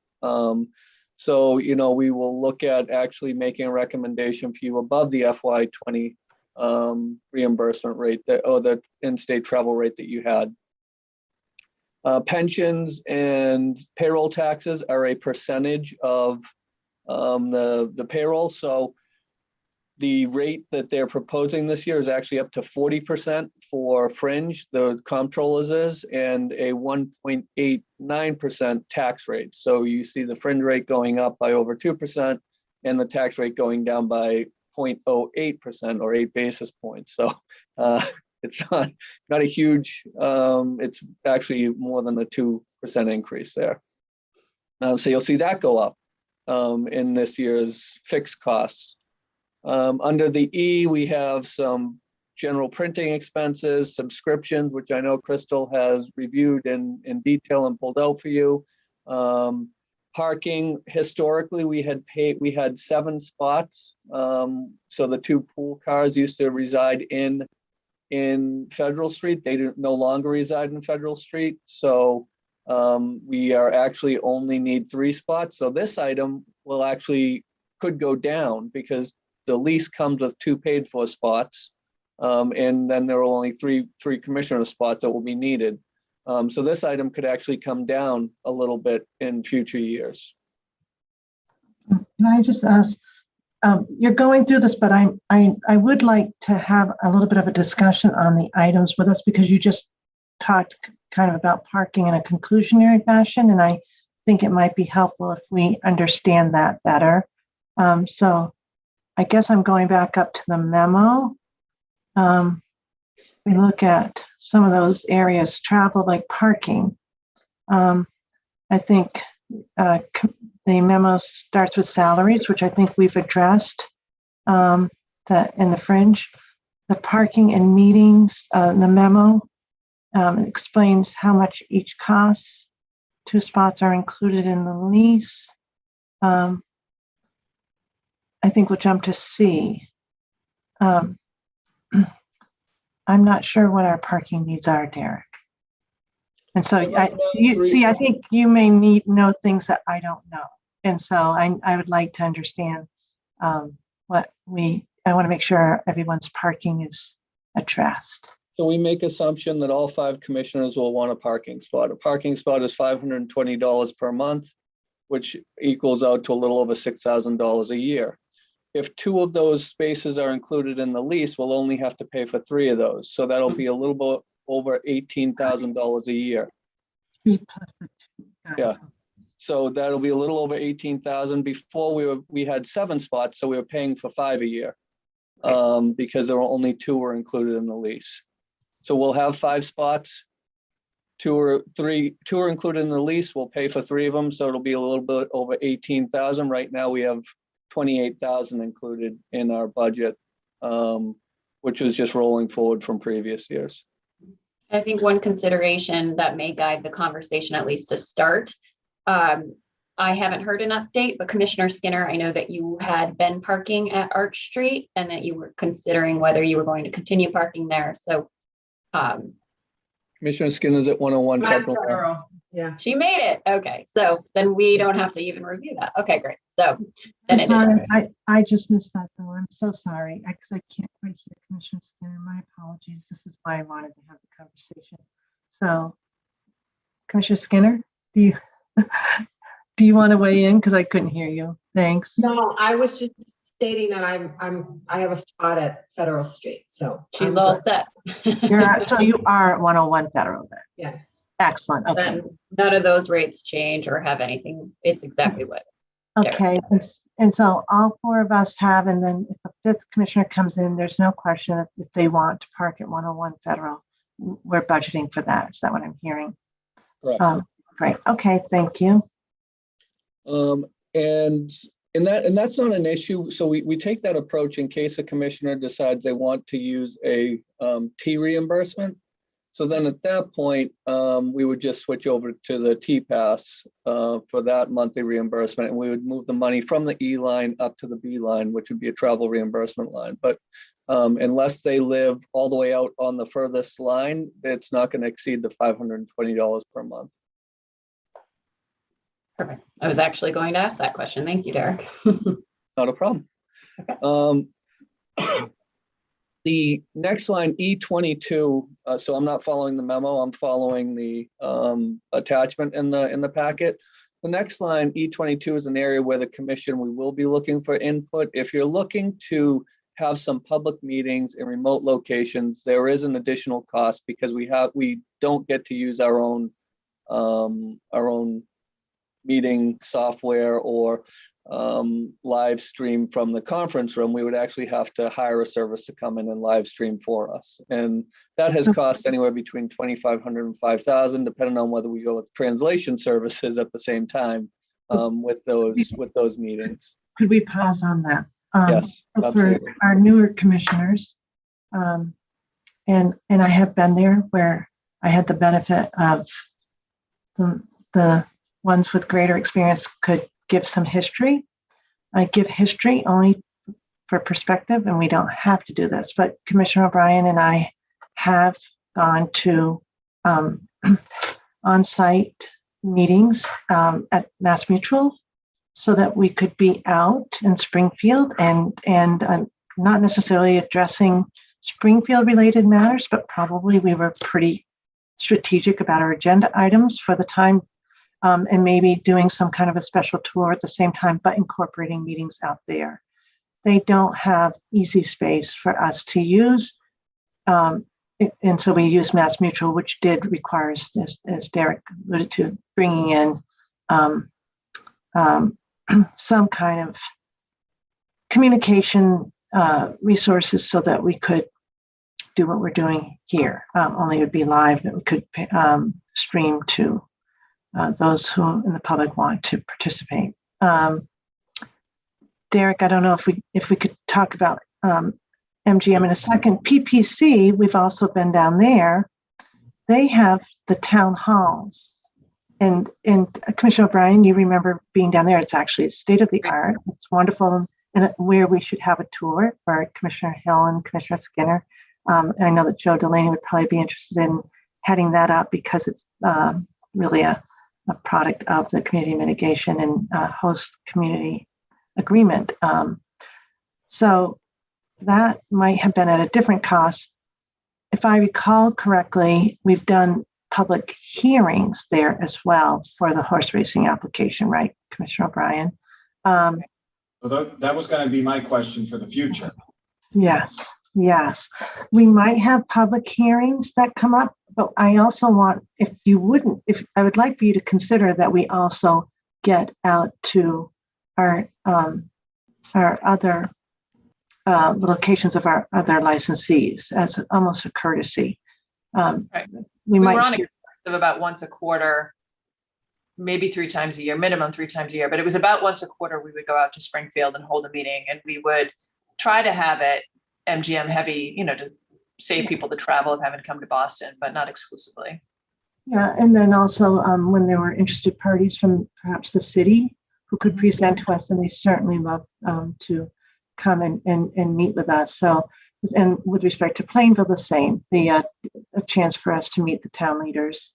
So, and go out and see the other things. I know there were some architectural restoration projects that some of the monies had gone into. The project that's right in the square is really fascinating to watch as that develops. So gives you the opportunity to be out there and check in on those things too. Yeah.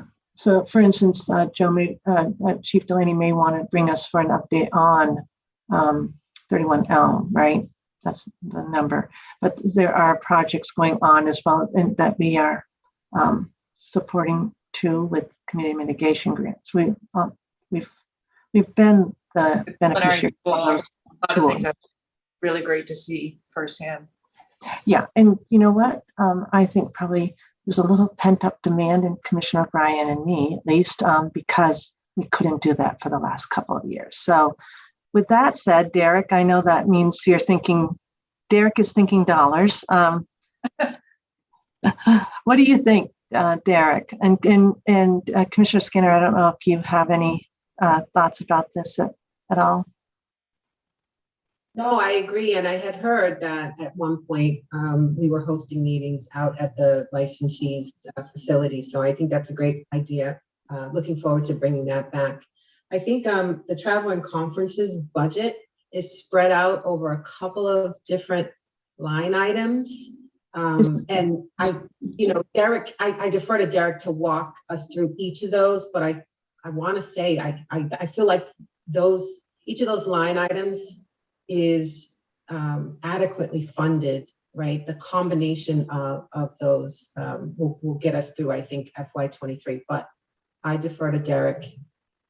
Could we just, before we jump to travel, do you mind if we just kind of finish up on the meeting? Do we need any further input on that? I thought we were on travel. Oh, no. Oh, no. I'm just being very linear. So I don't know if it sounds like we all are in agreement that we would like to address that particular cost. Commissioner Hill? So yes, Madam Chair. So I'm seeing a zero there. So Eric, is there a number in your head that we would put in that particular line item? Like, what do you think the cost would be? I think I heard Commissioner O'Brien say at least 3 times out in another area of the Commonwealth. And again, we may be getting some applications that might take us away from Boston and into local communities. So let's say 2 or 3 of those maybe to add for meeting space consideration. So do you have a number in mind you're thinking of? Yes, so we would budget the 6 meetings at about 2,000 space for meeting space. And then we would pull in streaming for 3 or 4 of those meetings at another 4,000 to 5,000, I think is what the contract is right now. Correct, Agnes? 4,000 to 5,000 per meeting to stream? Wow. Yes, that's correct. That's with the Charles River contract, right? Yes. Correct. Okay. Very expensive. I just think of how simple when Brad, we were in Malden and we went to the rollout of that paper, and what did we see? We saw the attachment of an iPhone to a tripod, and they were streaming. They were streaming it on Facebook, if I'm not mistaken, or YouTube, one of the two.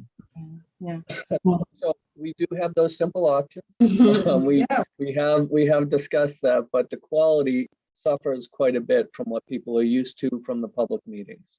And we had this discussion when we were looking at outfitting our own public meeting space. So we can go that option.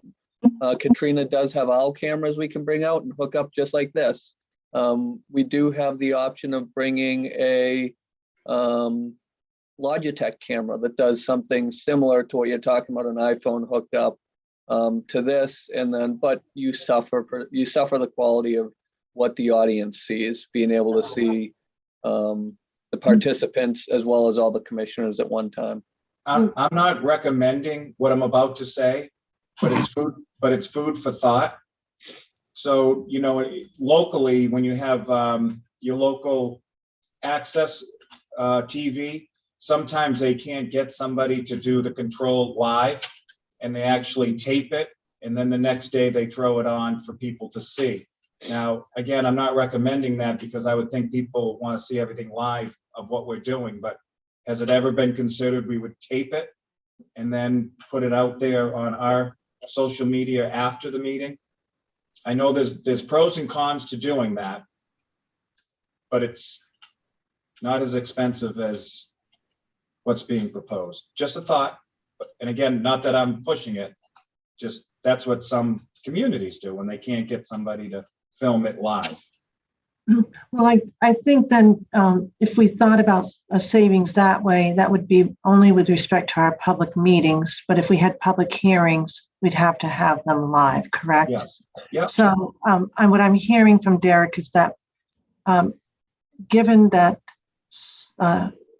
some of these meetings, for instance, I know Plainville for the horse racing application, that license consideration, that would be requires a public hearing and requires the proper technology. They have to have it in-house. That's a good savings, right, Derek? I think that we've been the beneficiary of that.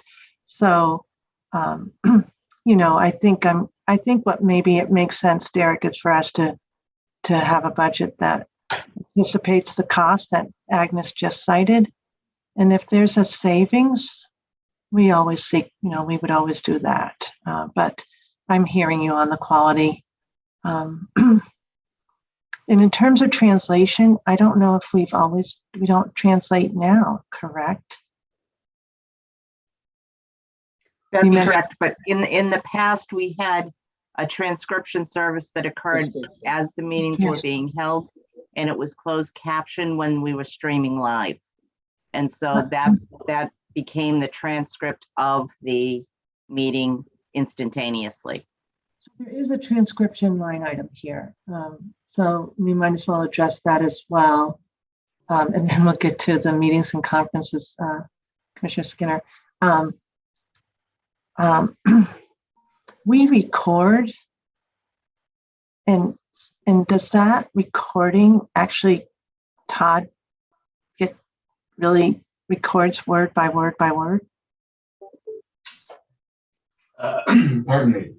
No, I don't think it does that, although we do have a new service that produces a transcript for us. So if everyone wants a transcript, we do have the ability to do that, and it was not a lot of money. But currently we don't produce a transcript, but our recording is a recording of every word, our audio. It's a full recording of the meeting, correct? Yeah. And we're looking into, but we haven't confirmed. We've confirmed there is closed captioning ability once the video is set. We're just not sure how accurate it is. So that's something we are internally discussing for the videos, but it doesn't happen as you're talking now. So your live stream is not closed captioned or ADA accessible.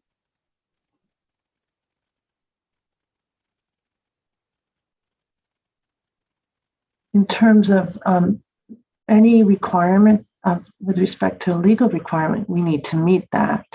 And I'm not sure how that's accomplished. So with respect to the ADA requirement, I'd like to explore that with legal, Crystal. And then if we need to do that, I always want to make sure we are accessible. I just don't know what our technology offers currently. Exactly. Yeah, we are in beginning conversations about that. And of course, with the new hybrid technology, we have looked into that and what would be included and how it would work. That's right. Coming in FY23 as well. So that's certainly been part of the consideration. And like I said, we are now investigating what option we have with our closed captioning. And YouTube does have closed captioning. I know Dave's on here somewhere, and that's how we live stream at this point. It's we want to make sure it's accurate and that's fully capable, and whether we can do it while we're streaming or it's just the video afterwards. So those are all pieces we've started investigating.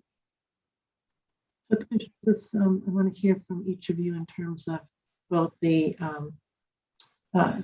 just the cost associated with streaming, and then the cost of the issue around ADA compliance. Who was just to go first? Just chime right in. Yeah, my memory of the closed captioning in the past when I first got here is a lot of the technologies are not accurate in terms of cadence of speech, accents, that sort of thing. I don't know how much they've progressed since then. So I think it was the best we could do. It's not a perfect transcript. You'd still need someone to go through and clean it up, probably, if that's what you're looking to do. So I don't know, that's probably an added cost above and beyond. Sounds like we are ADA compliant in terms of we're streaming with YouTube, so there is some level of closed captioning going on at the time. And I'm assuming if you go in historically to pull the link, are you getting that, or is that only when it's live streaming? I think it's the opposite. I don't know if Dave or Mills are on here and can offer that, but as far as I'm concerned at this point, when you're watching right now, you're not seeing the closed captioning. But if you went to the video, there's a button, right? You can see the button, you can click that and it will start captioning it for you.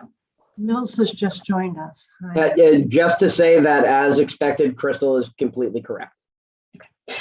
Not as expected.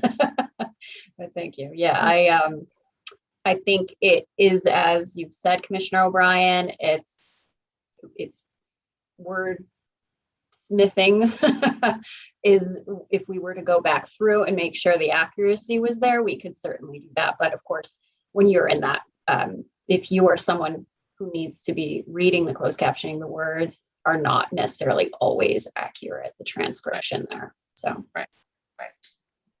Commissioner Hill, Commissioner Skinner?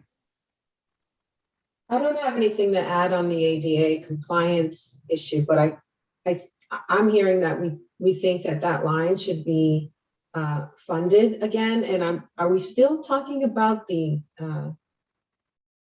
Meeting space. the meeting space line?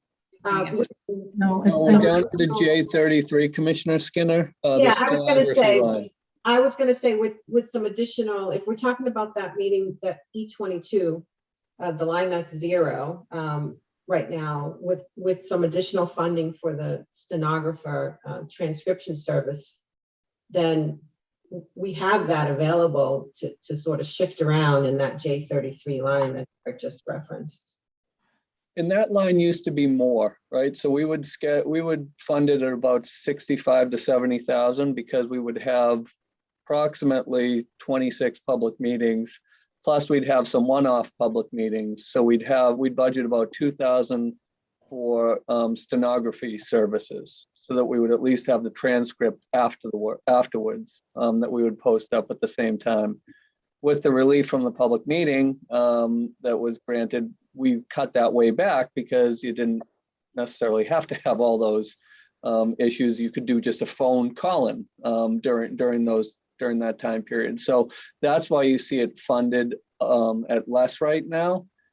Right now it's funded at 20,000? Yeah, it's funded at 20,000 right now. But that brings up the point of, do we need to continue to do that in the future? And that's more of a policy discussion, which I think is why we have Check with Todd down there. And that's why Todd is here checking with the Yes. firm right now. So because that's $20,000 of what when we haven't been creating transcripts, and I'm not sure if we've missed that. We have not. So that would be something that gets reverted at the end of each year. But it's sitting there in case it is needed for anything. So my point is, Todd, maybe it would be helpful. Has your team missed having a stenographer or transcript? And I do think we have to think about the fact that it was, operating completely remotely versus hybrid versus live. Can those costs shift to a different use altogether? I think if we had some kind of an adjudicatory hearing of sorts where we would need to hire a stenographer, we've seen that. We could do that, but it isn't necessarily something that would need to be done regularly, right? I believe if I could just interject again. I'm just asking Todd. Sorry, Crystal. Oh, sorry. I was gonna. Okay. I'm sorry. So a couple things. I'm gonna have to kind of circle back on that. We actually, as of the past couple of weeks, do get transcripts. We've started paying for a service, which is only like, I don't know, $20 a month or something, that transcribes everything that's said for us, and we use that to prepare the meeting minutes. And the reports are that it's really accurate and does not suffer from the same typos and other difficulties transcribing names and what have you, as other things do. So we do have that. I don't know exactly how contemporaneous it comes out with the meeting, if it's kind of an instant gratification thing or just, oh, here's Carrie. She could probably speak more intelligently to this than I can. So maybe you want to hear from her and not me.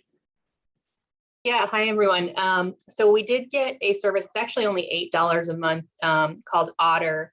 And the one that we're using is, it's not real time, though they do have an option for real time. That's a little bit more each month if this was something we wanted to use. But I actually just started using it this morning to see how it looked. But essentially, you can upload a recording to this site and it creates a transcript of the meeting for you. And it's going to help us a lot with minutes, as Todd said.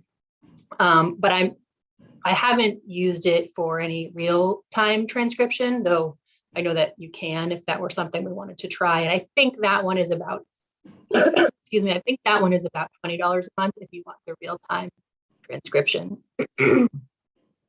So way less than $20,000. So it does, there is the possibility that we could accomplish that in real time for a reasonable amount.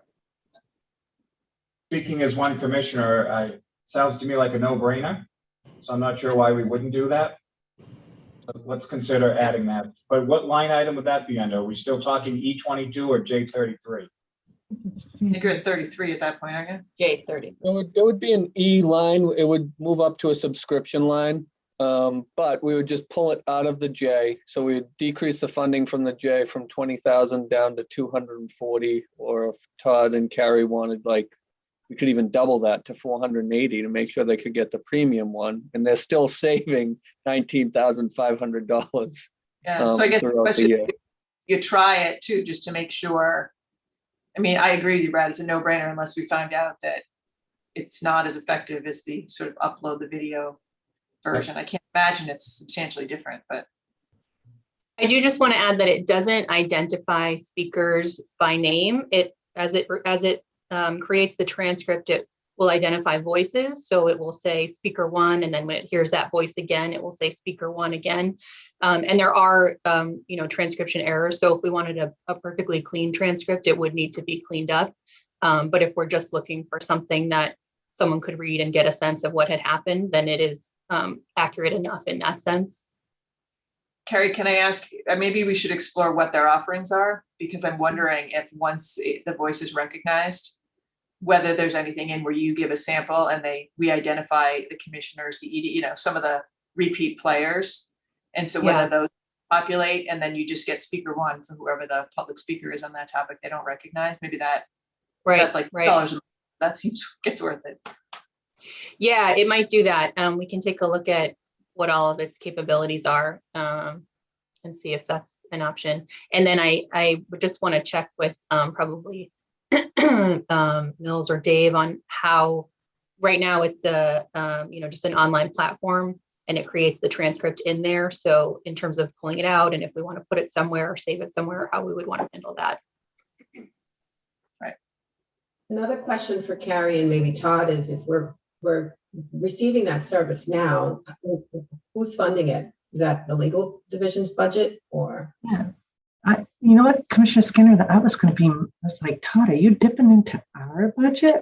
Oh, no. I'm sure we're paying for it on our own, but it's not a substantial cost. So it was an easy decision to make. And it's very helpful to us in preparing minutes. So that was the initial reason for it. Commissioner Skinner, do you recommend that it come into our budget then? That is kind of, what I think the discussion should be, because, after all, we're discussing the commissioner's budget. So, if Todd is recommending that shift out of the legal division's budget and into this budget, we won't use the entire $20,000, but at least the funding is there. So we have it. And I think as Commissioner O'Brien was suggesting, if there's a more robust service offered by this company, then I think we need to explore that. And again, the funding is there. Well, unless we decide to decrease it, and that's one of the things, right? But you're right, there's a placeholder for 20,000. Commissioner Hill, I don't know if you're going to lean in, but I didn't want to forget Crystal, because Crystal, you had a point, and I just wanted to get through the legal. Is it been It's okay. It basically took care of itself. I was only interjecting to say that I believe that Todd has services, but also that in legal, they have some of their own stenography for their own hearings and things of that. So I wasn't sure where that came across, but I knew that had been asked in one of the sessions with one of the commissioners, and I had found some information. So I was just going to have Todd say, "Hey, what are you guys doing?" and whether that crosses over at all. So we covered it. And like Mel said, you anticipated it absolutely accurately. So my apologies for cutting you off, only because I thought I had given Todd the floor. So sorry, hazards of virtual. All right, so we're now we've taken care of space. I think you've gotten guidance, Derek, on that one. In terms of transcript services, stenographer services, do you feel like you've gotten adequate guidance with that discussion? I do. We will continue to follow up with Todd and his team to see how much of this 20,000 they would like us to keep. And we will still leave a little buffer there. And then, yeah, and then streaming services on top of it. And streaming services would come right into the meeting? Correct. So the streaming services we would build in, I think I'm hearing at least 3, possibly 4 for the streaming services, and then we would build in meeting space for all 6 meetings. And it's all in E22? Correct. Okay, so that one is going to, Commissioner Skinner is going to go from 0 to something. In terms of that 20,000, if we can shift it up, that's where we find some dollars, right? Correct. Okay, so that was for me when I looked at the budget, that this was a very important piece because we were at 0. So am I right now that we could, if we go back to the guidance of Crystal and Derek's memo, do we shift now from item B? We've covered A, B, and C now. Are we ready to go to travel, Crystal? And conferences and the 4-line items that Commissioner Skinner points out? I think so. A lot of that follows under the EE administrative expenses, which Derek was lining up for you. So I think that would logically be the next step. Okay. So a little bit harder for me to follow. All right. Some of it you have covered in the sense that greater travel as far as these meetings and any town meetings and site visits. But I think one of the bigger pieces of this is considering the travel for conferences and registration fees, which are embedded in here. It's just a matter of how much travel was being done in 2020. And we did get a little bit of a list of which commissioners were traveling, but I think there is an interest in traveling more than that was happening in 2020. Before we jump into that, can I just ask, the credit card, the allowable credit card purchases line, the 7,500, what is that? That's part of travel. So that's looped into travel. Got it. Yeah, okay. That's looped into travel. So some of the rooms will be charged to credit card. Some of the, if our travel agent can't get a airline, one of their airlines, and we have to do it independently and we can reserve it for the employee, we'll use our credit card. So if you look at those lines, credit cards, out-of-state travel, and conference training and registration fees, those are basically all travel. Okay.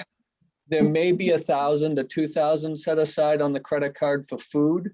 That if you're at a spot where we can't get a statewide vendor for food, then we'll put some of that. But that's very small, and it's usually for larger meetings where you don't have time to take a lunch break. And if you did take a lunch break, it would cost more in staff time than it would for the cost of the actual food. So just getting everybody up to speed too, is when we were in Springfield, because we would take such a short break.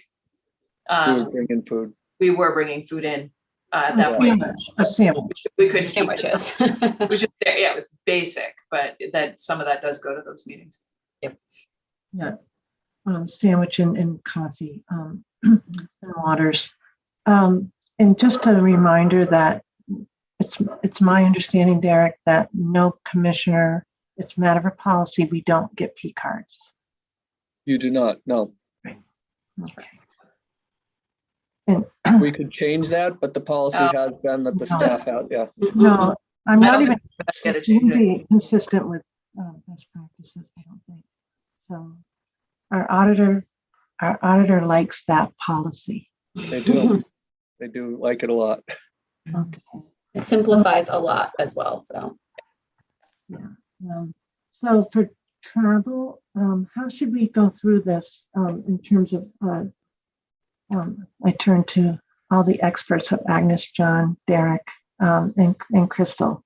If we add those up and divide it up, how do we think about travel and conferences and memberships and all of that? The one thing I don't truly understand in memberships and the capacity, it's just something that I don't understand how that's navigated in terms of travel, whether it's an individual's membership and how we've done that in the past, or if we're simply, because the Gaming Commission has a membership, we get discounts or something. I'd love to understand that a little bit better. I don't know if anyone else has any questions on that. I had a sub question I'd raised with Crystal before about professional memberships for us that we can kind of get to after we talk about. That's actually all to policy, but I think, Derek, do you want to talk about the level of how it was funded in the past and how we kind of got to that? And I think we're still in the ballpark. We've always been prepared for if you would travel, but I know that Derek has more details on it. Yes, so the E30 through EE2 line right now is about 75% of where it was in FY20. So we would want to bump that up a little bit for FY23. We're recommending that for all agencies to at least get back to where you were, and all divisions to at least get back to where you were in FY20. And previously, what we had budgeted for was approximately 3 trips per commissioner per year. And Agnes would take a look at what previous year's trips looked like, add about a 1% or 2% inflation rate to it, and then say this is where we're getting to for 15 trips for a total for the commissioners. That is the historical assumptions. We can always go up, down, sideways, wherever you'd like to from there. But the FY20 level would take a look at what the FY19 costs were, plus a small increase for FY20. Now, fuel costs are way up, right? So travel costs are up. If you're taking a plane flight right now, you may get somewhat of a discount on hotels because there's not as much of a demand for hotels right now. But so FY20 plus a little bit would probably be a good number. A 3% escalator or 4% escalator would probably be a good number to look at for funding three trips per commissioner. If you want to go up from there, we'd go up. And to cover with the membership piece. So for example, one of the conferences or one of the memberships is the IAGR, the International Association of Gaming Regulators. Those memberships, like the Greater Boston Business Chamber, which is our pace setters component as well, and then the National Council on Problem Gaming, they're organizational memberships. And so the perks vary between organization for membership. Certainly there is a discount related when conference time does come, but there are also back-end usually login based membership perks where you can get resource components, or there might be little workshops throughout the year where you get the information sent. We don't have many of those memberships, that, as far as I can tell, and I do know that throughout the agency there are memberships based on the particular work that is being done. But for the commissioners, we only have the 3. There was a 4th, I believe, but not in past years. So we have to keep the chamber because we have pace setters, but we can look into what the reason we have those memberships is. I think being a national leader in our regulatory stance is part of why we're on a membership level with a lot of these. I know AGA is one of them that, sometimes invites different commissioners and or the commission themselves to be involved as a member. But that isn't a personal membership, and it's not directly correlated to the conferences. I think if you plan on attending those conferences, it can be beneficial. If several of our commissioners are going to go, the membership pays for itself. Right. I don't know if that's helpful, but I think we don't have many of them at this point. Could we consider if you thought you wanted another one? Certainly, but there are 3 right now. I think I'm not doubting personally, and I want to move on the value of the memberships, as long as if they're that we all get the benefit of it. So it might take some coordination to make sure that every commissioner is getting, if it's an AGA, does everybody get the same reports? I think sometimes I might be a sole beneficiary and I'm not sure. Sometimes Yes. I haven't heard of something and others have. So I just don't know all. And I think at one point it was Commissioner Cameron who said, well, don't you get this? And I said, never have heard of one. Right. So I had a lot of conversations with Gail over the years like that, where she was like, well, of course it was in such and such. And I'm like, yeah, I'm not on that distribution list. So one thing that would be helpful for me is these sorts of things. And quite frankly, hearing from Karen, Loretta, Bruce, Burke, are there other things out there that they like, they think maybe they're surprised we don't know about, something in terms of what they are, and then making sure we do have the ability to get it, because a lot of times those memberships come with either unlimited access or a certain number of logins to be able to go in and get stuff that's pushed out. And it's been catch as catch can and very individually based, I think. Commissioner Cameron's experience in New Jersey, I think she probably had more than some of the other commissioners in terms of what she was affiliated with or what she knew about. But this even goes so far as to say State House News, Boston Globe. Like, I think we as commissioners, should know, what does the organization get in terms of that? Because, to have to PDF an article out of the Globe or the Herald, rather than being able to click on what's maybe a subscription from this office. Right. I was going to add to that. So a lot of the memberships and subscriptions that are media related are in the communications budget, not in our budget. And they have a general login, and that's where the news clips come from. But we don't subscribe to every media outlet. We can. But even knowing what those are, like I can say I've been here 4 years, and no one even gave me a sheet or a clue as to where you were supposed to go. So I would have to seek out and say, well, I want to get this and track it down. So I'm also just thinking about onboarding in terms of new commissioner. I mean, Nikisha's got the benefit of having been on staff, so she probably knows a bunch of this stuff, having been here. But we'll have a new commissioner starting too, hopefully sometime shortly. So it'd be nice to add this to the list of things.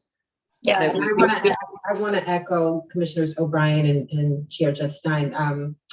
I think it was very helpful, Crystal. You circulated a list of MGC related conferences. So if we could get something like that with respect to publications, studies that are taking place, anything that is helpful to us as commissioners, that I think that'd be good. It's educational for me, for sure. I do know we have an internal list for the publications, so we can definitely, I'll work with Mills and Dave to see how we can get you guys that information. But we do have that finally compiled. It didn't used to exist. and Crystal, you've done a great job in terms of conferences, and I want to go to Commissioner Hill. Conferences and publications, memberships include publications. So that's why I'm clumping them together. They're not separate. They don't necessarily follow under Mills. They might follow under memberships. And so whoever is in charge of deciding who gets memberships, Karen, I'm going to put you, this is on you. You own this because members of your team have these access to memberships and resources. We may want to have the same access. I can't imagine that we wouldn't. In addition, with respect to the communications, we may want to have additional resources. Whatever our team is looking at, it may not include what perhaps Commissioner Hill, Commissioner O'Brien, Commissioner Skinner, and I want to look at as we prepare for the next couple of years. And I say that as we think about sports betting and other issues that are live, and also those we might be anticipating individually in our own mind.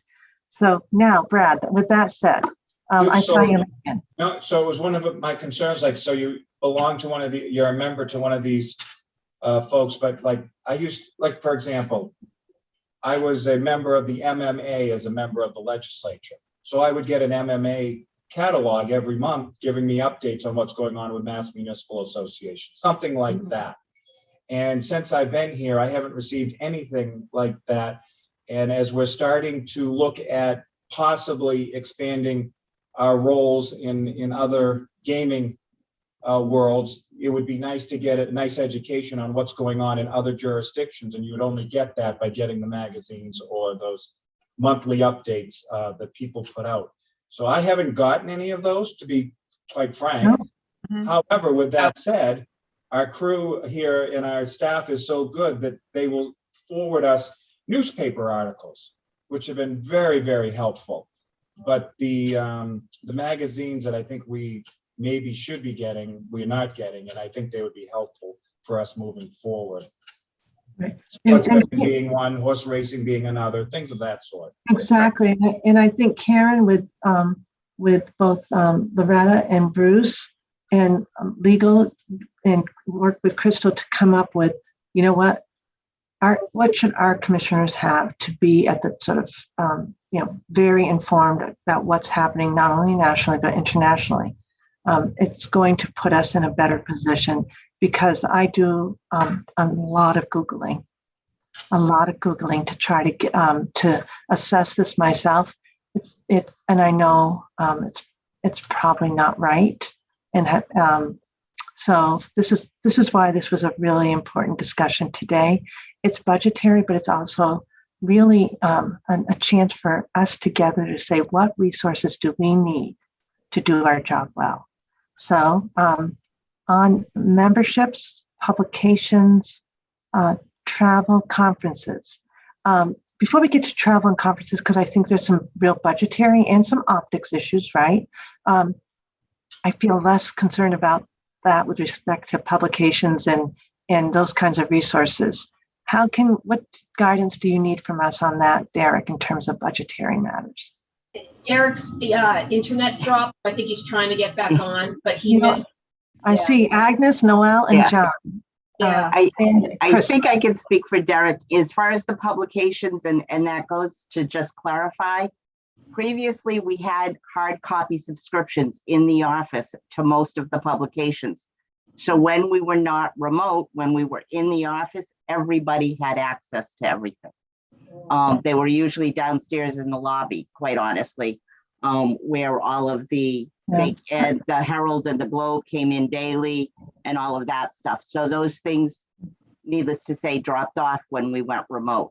I think that we would probably need a little bit more of an individual access, and if it's a hard copy, an electronic version now, Agnes. So right, but that's where we were previously, and that's how that all worked before COVID.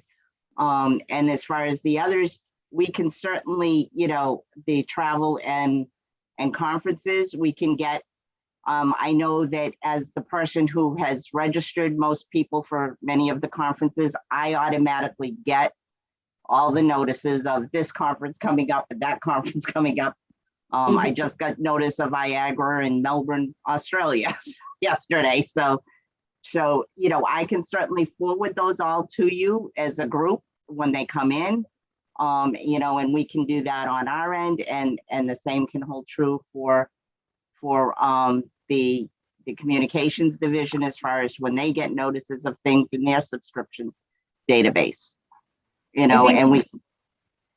I was going to say, that's how it's in the past. That's how it worked, which it didn't quite work, right? Because we're just forwarding emails where they're coming from everywhere. So I think that's helpful, but probably what will be more process beneficial would be at some point when we have the executive assistant back on, we can create some sort of monthly newsletter where we put all these links. That person's receiving all the information. All these links go in there. Here's the information, and then that person can send it out. So we intend to get to that point. I think just the way we get our daily news clippings, right? We should have something a little more monthly to know what else is going on in the organization. we intend to get there. So, but that's exactly it, Agnes, is whoever signs up or whoever's email is attached, that's the person getting all the information. And I think part of the problem is that those organizations don't have the bandwidth these days either to have multiple people on their lists. They just send it to the one or two that they have. Like Gail, I know was it, and Gail and Todd were the contacts for the Internationals of Mastered Gaming Law. And so that's, you know, was very specific. It's a very cheap, quite honestly, subscription. It's very inexpensive, but so that those two would always get everything on that. And when I registered everybody for a conference, then they got my emails, so that they don't expand their worlds very much either, as far as the associations themselves. Well, can I just, I want to keep this flowing because we're getting late. Karen, I'm tasking you with this. Is that fair, everyone? Yes. Crystal will make sure this is commissioner centric. I'm going to be selfish here. You know, you just heard that we have a membership in IMGL that Todd and Gail had pointed in, and that means that two people were getting that information. You know, I know Commissioner Skinner, you're going to an IMGL conference. You know, which I'm not sure about. You know, we haven't had information about that. So again, you know, Commissioner Skinner will go at the end of the month to an IMGL conference. We all need to be informed about those. I'm glad that Nikisha was informed, you know. But anyway, that's at one, IMGL. I don't know if there are other memberships where we would be getting particularly information around technology, particularly information around sports wagering, as we do continue to prepare in the event.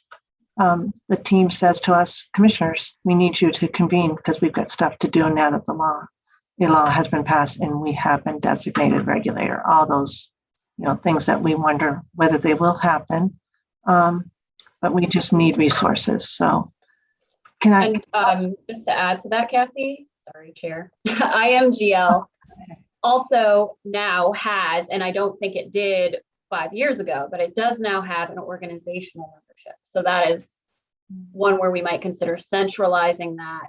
But in any case, when we have these organizational memberships, generally the email is Agnes or whoever from procurement, or mass, you know, our generic mass gaming email, because you sign up with one login, which is also how our subscriptions for media are. But we would be able to have that central login and a password and have these distribution.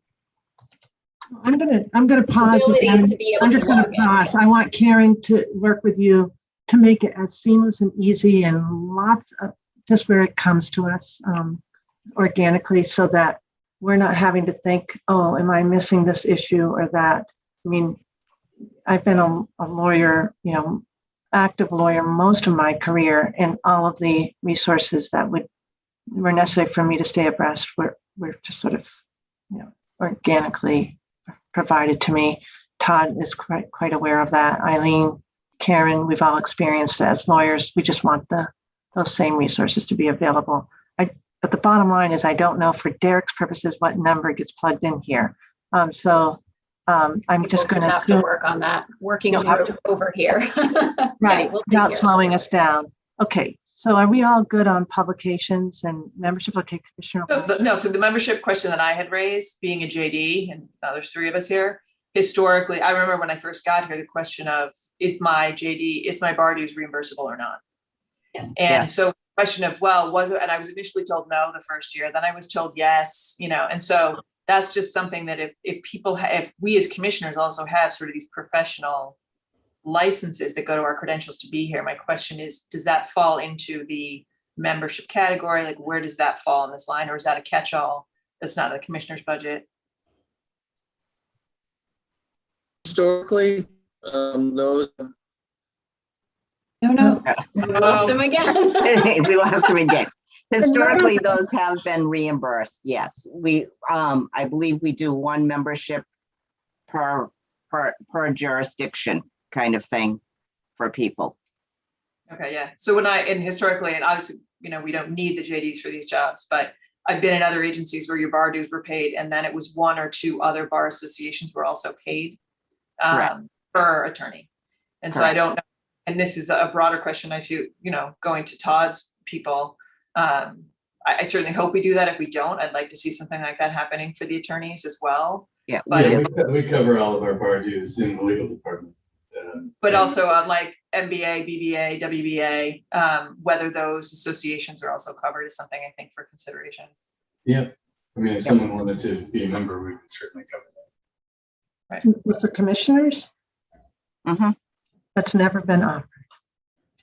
And I actually honestly, mine lapsed because of that, and we went into COVID. Mine lapsed too. Yeah. For that reason, so that's why I bring it up. They're not heinously expensive, but it is not something that I have absorbed personally when I was not reimbursable. Yeah, and I've paid. I believe I paid my bar along too.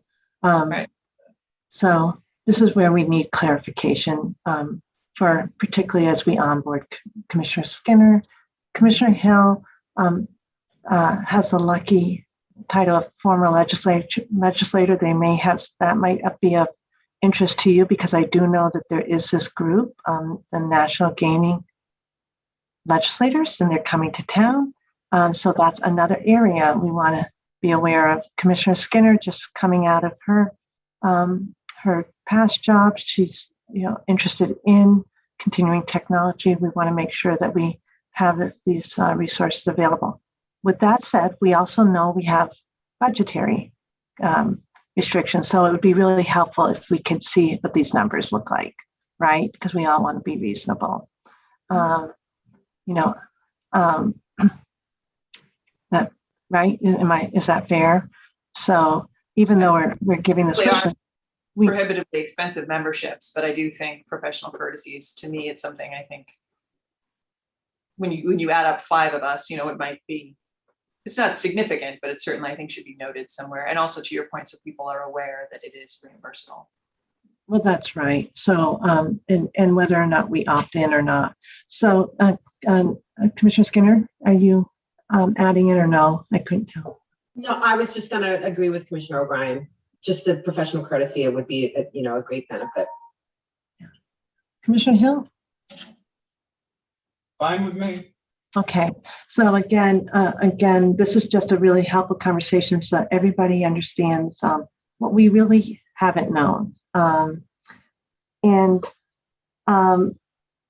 Moving on then back to just the travel and conferences, I think that you said, Derek. Oh, he's off. Perhaps he doesn't want the video and preserving his line.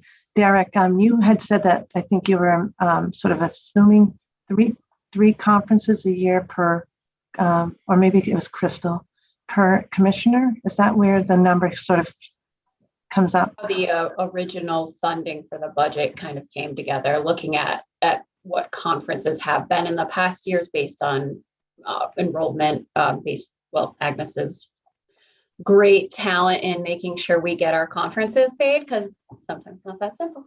But yeah, so that is where we had developed that level of the budget. And this is why I circulated the document that, I'm sorry, it was very late last night when I did circulate, just to give you an idea of what there is for the most part out there that is really related to casino regulation, gaming, and even I added some of the bigger ones for sports betting in there, just so that you can see what might be coming in the next several months, to make sure we have a conversation about who has interest for what, which would really help in making sure we have that line item funded at the appropriate level. So that's correct. And I have my camera off because I'm working off of a hotspot right now. My internet in the Westwood area is out. So I'm working off of a hotspot. So that's why I have my camera off. That's okay. We understand completely, but you feel that's accurate. Commissioners, how do you feel about the level of funding for the conferences themselves? And that, what's the average that you're? So it's 3 per commissioner. And Derek had already noted that we would be bumping that up a little bit to align with some of the cost inflation. So right now, that entire line item for administrative expenses is at about 58,000, a little over, which does cover also the subscriptions and licensing and some of the printing supplies, but those are very small. So, take that about. So we'd normally look at $35,000 to $4,000 a trip, because you've got reimbursements going in there too for food that's not charged to a credit card, because sometimes other places they're charged a credit card. So, if you're looking at 3,500 times 15 trips, you're around 45, anywhere 45 to 50. You're up at the 4,000 times 15 trips. You're at 60,000 that we'd have to bump that number to. When you take the 3 per commissioners, it does come out to right around that level. It's about 3 trips is about 10,000. How do you feel about that? So I sadly, in the 4 years I've been here, I've other than attending the Boston conference in the fall, I've never attended a conference since I've been here. So it's hard for me to gauge in terms of, I'll take your guys' experience in terms of the cost and a placeholder. Obviously, international travel is way different than domestic and in-state. So I like it as a placeholder for budget purposes, although it's hard to say, attending something in Boston is very different than raising a hand to say, I want to go to Australia. Well, that's exactly right. And I can give my experience, which is also very limited. I went to Las Vegas for a GGE, but it was also very heavily attended by our IT group who worked with me to give me a tour of the lab. So it was very, very helpful to understand really our operations. And then I also had a tour from one of our licensees of a particular surveillance system. So that stood out as, in addition to attending the conferences at GGE, it was very directed in terms of focus. So I believe that was one that was funded. I believe I funded my own one time to go to out in Las Vegas again to a regulators roundtable that I was invited to. So, and I took care of that on my own. So I too don't have any experience other than Las Vegas, which is relatively inexpensive. So we'll need to think about what we're doing, and I think we think about that as a group for conference travel moving forward. And go ahead, Brad. So I think looking at some of the conventions that we were sent, thankfully, a lot of them in New England or in and around here, so it's not going to be as expensive. But there are some very, very important ones coming up in regards to horse racing, what's going on federally with horse racing, sports betting, of course, and the responsible gaming that we all care so deeply about. So, I mean, this is going to be a very important year for us to get as much information as we can to do our jobs, quite frankly. That's right. And just because we haven't traveled doesn't mean we don't think it's a great idea. But, in terms of our budget, we just want to figure out, if it turns out that it's in Kentucky for horse racing, we just want to make sure, is it reasonable to sort of average 3,000? That's what I'm hearing, Derek, per trip, or no, that's too much, right? Because you were saying 3,000 per commissioner. No, that's per trip. I think that's the ballpark. Per trip. per conference. Yeah, I was recommending between 3,000 and 4,000. If we went to 4,000, we'd be up at 60,000, assuming 3 trips per commissioner, 15 trips total. If we were at, 3,000, we'd be at 45,000 for travel. And if we're at the 3,500, you're between there, right? You're at 52 something, 52.5. So, I don't see a huge issue with the 60,000. And, we have over a $33 million budget. So if it ended up being 16 or 20 trips, we would obviously find that money and cut back in spending in another area throughout the agency if the commissioners need to travel somewhere. I hate to be a Debbie Downer, but I am currently trying to book a trip out to Idaho to see my daughter in July. And the cost of the plane alone is over $1,000. So the cost, I think, we need to dial it up. It's going to be a little higher than we think it is, unfortunately, because again, I think it's so important for what we need to do coming up in the next year or two. But judging by, and again, we get discounts, I'm sure, when it's a convention, maybe. But the cost to fly even down to Florida is big money right now. And I don't see that going down too soon. I hope I'm wrong. Which is why the 3,000 per trip is not super high, but you're also, like you said, a lot of these coming up, luckily, are more local. So it's an average. Certainly if you have to travel further out, it's going to cost several of you a little bit more, but some of these being local, one's in Maine, right? Several are in Boston. We're actually really lucky this coming year. Will be helpful, of course, lodging in Boston, but many of us are right here. So I think like with Derek's plans to inflate that a little bit, you're probably still looking right where you're considering. I just wanted to distribute that to make sure if 5 of you are interested in all 5 of the same conferences, we have the ability to have that conversation and understanding so we can plan around it. But you're certainly not out of the ballpark in what you've all been considering and stating to me. So, right. And so Crystal was noting something that was really important to me, that I feel strongly that any commissioner can take advantage of these opportunities whenever they wish, as long as we have kind of our travel policy and our budget matters, our structures in place that we're being responsible government employees. But I also think all 5 could go to the same one too, because I think that there might be actually a lot of advantage in all of us hearing the same thing. It doesn't have to be divide and conquer.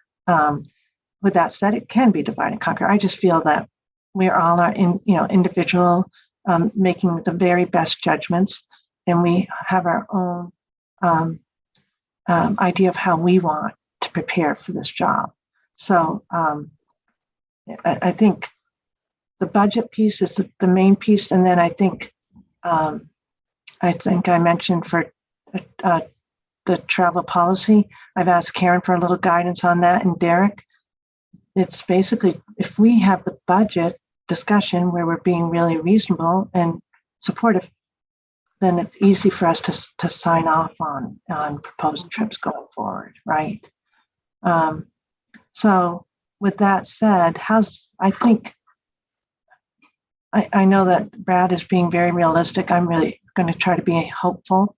I felt like the other day, Commissioner Skinner, when we had to think about a flight change, it wasn't as escalated. I think you and I were kind of surprised that it was good. So, knock on wood. I wonder, let's just see how it goes. But I do know that everyone's talking that the consumer is going to bear the brunt of these inflationary costs. So, but I'm hearing Crystal 3,000 to 4,000, and we could rely on Derek and team's recommendation. I think they're all in agreement with those numbers. Yeah. So, commissioners, how do you feel, Commissioner Skinner? Yeah, I think the assumptions are spot on, and if that's the case, then I think those line items, the combination of them, were adequately funded. And that's where you led, and I wanted to get back to that. Remember, that was her lead. So we just needed to digest it and understand what we're coming from. And we've dealt with memberships that might be, addressed somehow with additional publication costs. What do you think, Eileen, Commissioner Yeah. O'Brien? Nope, sounds reasonable to me. Obviously, we can revisit if everything escalates prohibitively, if you're leaving sort of driving to a conference, but hopefully that won't happen. And Commissioner Hill, you feel the same way? Yep, same here. Okay, all right. Then we can move off from that one. Very, very helpful discussion. And I think it just allows us all to be informed at the same time. So is that all of subsection D, C and D? I feel we've got that all covered now in your memo. That's kind of my guideline, Crystal. Office supplies and furnishings. Derek?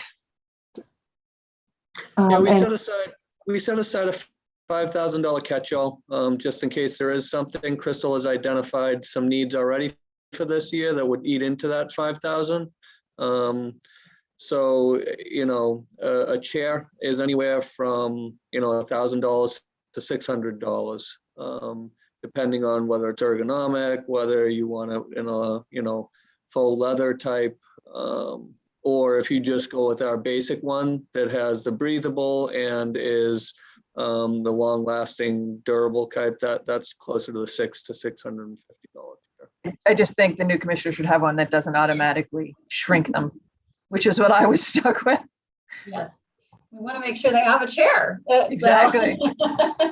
But I do know. Can you look at a massage one as well? Okay, what did you say? Say, can you check in for a massage one as well? Oh yeah, no kidding. Right now I could use one, I'll tell you. I think Crystal, there is an immediate need for one for the new commissioner's office. And I love that, Commissioner O'Brien did the great tactic that every office mate does, when they Absolutely. Yeah, that was, I love that. So Like triaged, so was it's not done an immediate cover issue. of darkness. I was just in Broad daylight. That's broad daylight. Yeah. No one, not aware of the if no story. one's using it, it's fair game. Commissioner O'Brien's seat was going down. So when the Commissioner Cameron left, Commissioner O'Brien went right in and got her chair, which I thought was very resourceful. So that's what It was like a prank that was happening every day. Someone was just shrinking my seat. Well, I have a confession. I took Commissioner Cameron's table. It's a lot bigger. I swapped it. I swapped mine out for hers. So you're saying our new commissioner may also need a table? Yeah. Got it. Noted. Sounds like we need to do just a check. Yeah. On that, but for right now, can we hold as a placeholder the $5,000? And if you know what, I know that when I moved in, probably Agnes thought, "Oh gosh, who is this?" But you were so wonderful because I had the couch and a chair, and I couldn't really sit in it if I was wearing a skirt, and I didn't have a table that could really work for a group. And now I got that conference table, and Agnes, it has served us well. Thank you so much. But you and Janice were I said, I don't want to spend a lot of money. And you guys were really very, very, very good. We got a good table for a good cost. Mm-hmm. Everybody needs to figure out how they work best in their life, in their office. So shrinking down each time, not a good way to work. So there we go. And that couch can be found in the hallway outside of McHugh, right? Agnes? Yes. We repurposed, and that's nice. Mm-hmm. With a little danger, if you're wearing a skirt, this may be hard to navigate. It's a little low. It was a little low, right? Yeah. There was a lot of knee arrangements. Are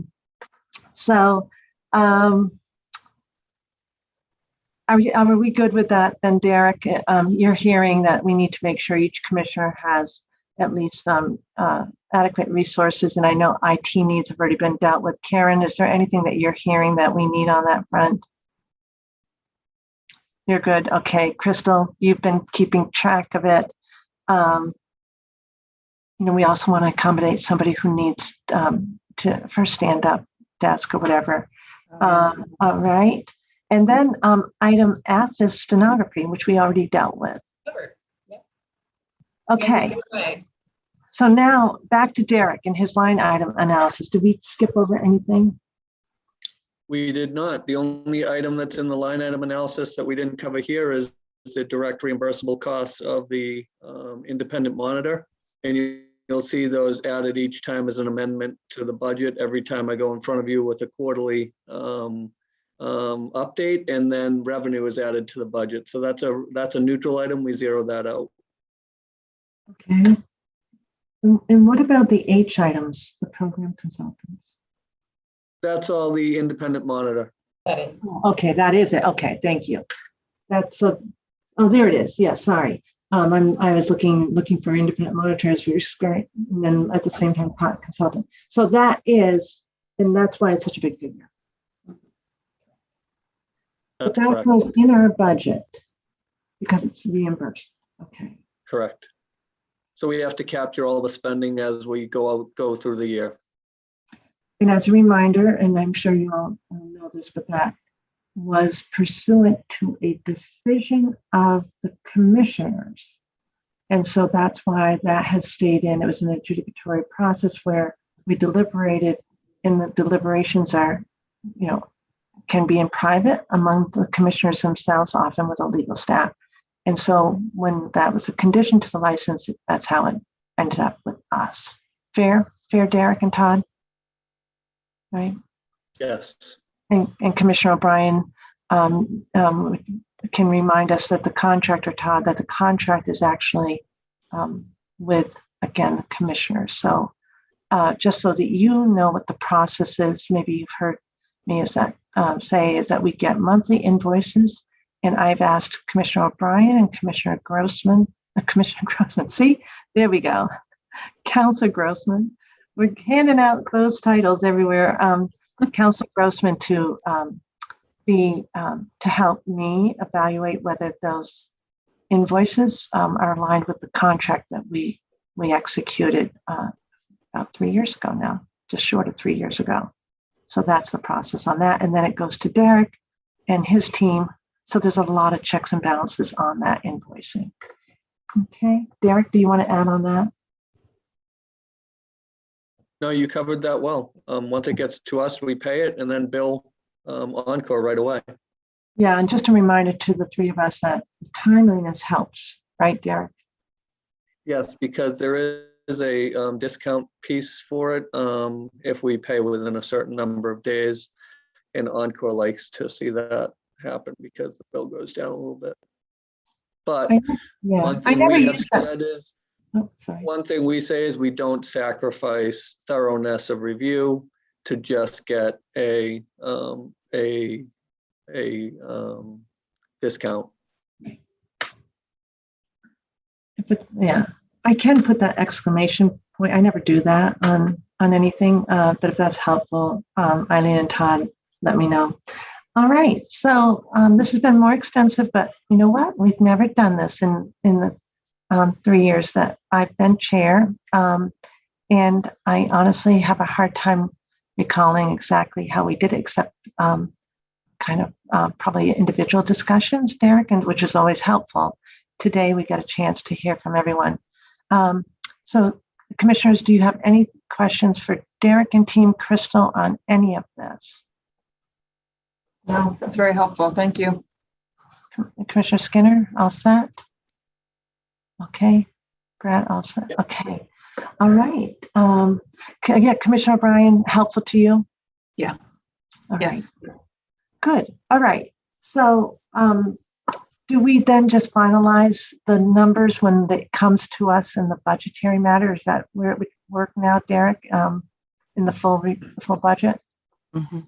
Yes, so the next step is Agnes, John, Noel, and I will plug in these estimates. We'll give them to Crystal so that she can say yes, she agrees or doesn't agree with how they look.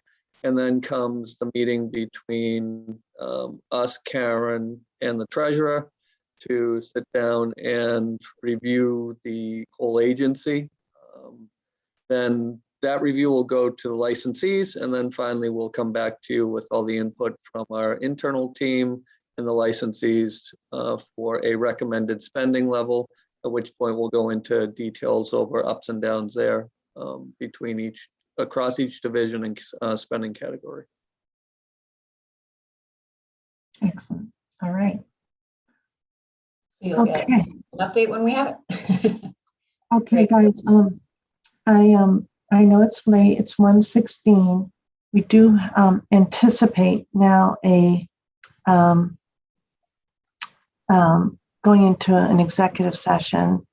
Oh, and by the way, to the whole team of Derek, your finance team, thank you for not only showing up today, but being there for really important guidance and important history. John Scully, welcome aboard. Again, this is, we've been working with you, but this is, really the first budget. And Noelle, it's so great to have seen you. And Agnes, a treat. Thank you. So, Sharon, if I could, I want to echo your thanks to the team. Over the past several weeks, I've had the opportunity to spend a lot of time with them, and they really are experts at what they do. So thanks for navigating us through this discussion today. Appreciate it. Thank you. Thank you. And anybody else want to chime in while I just look for something?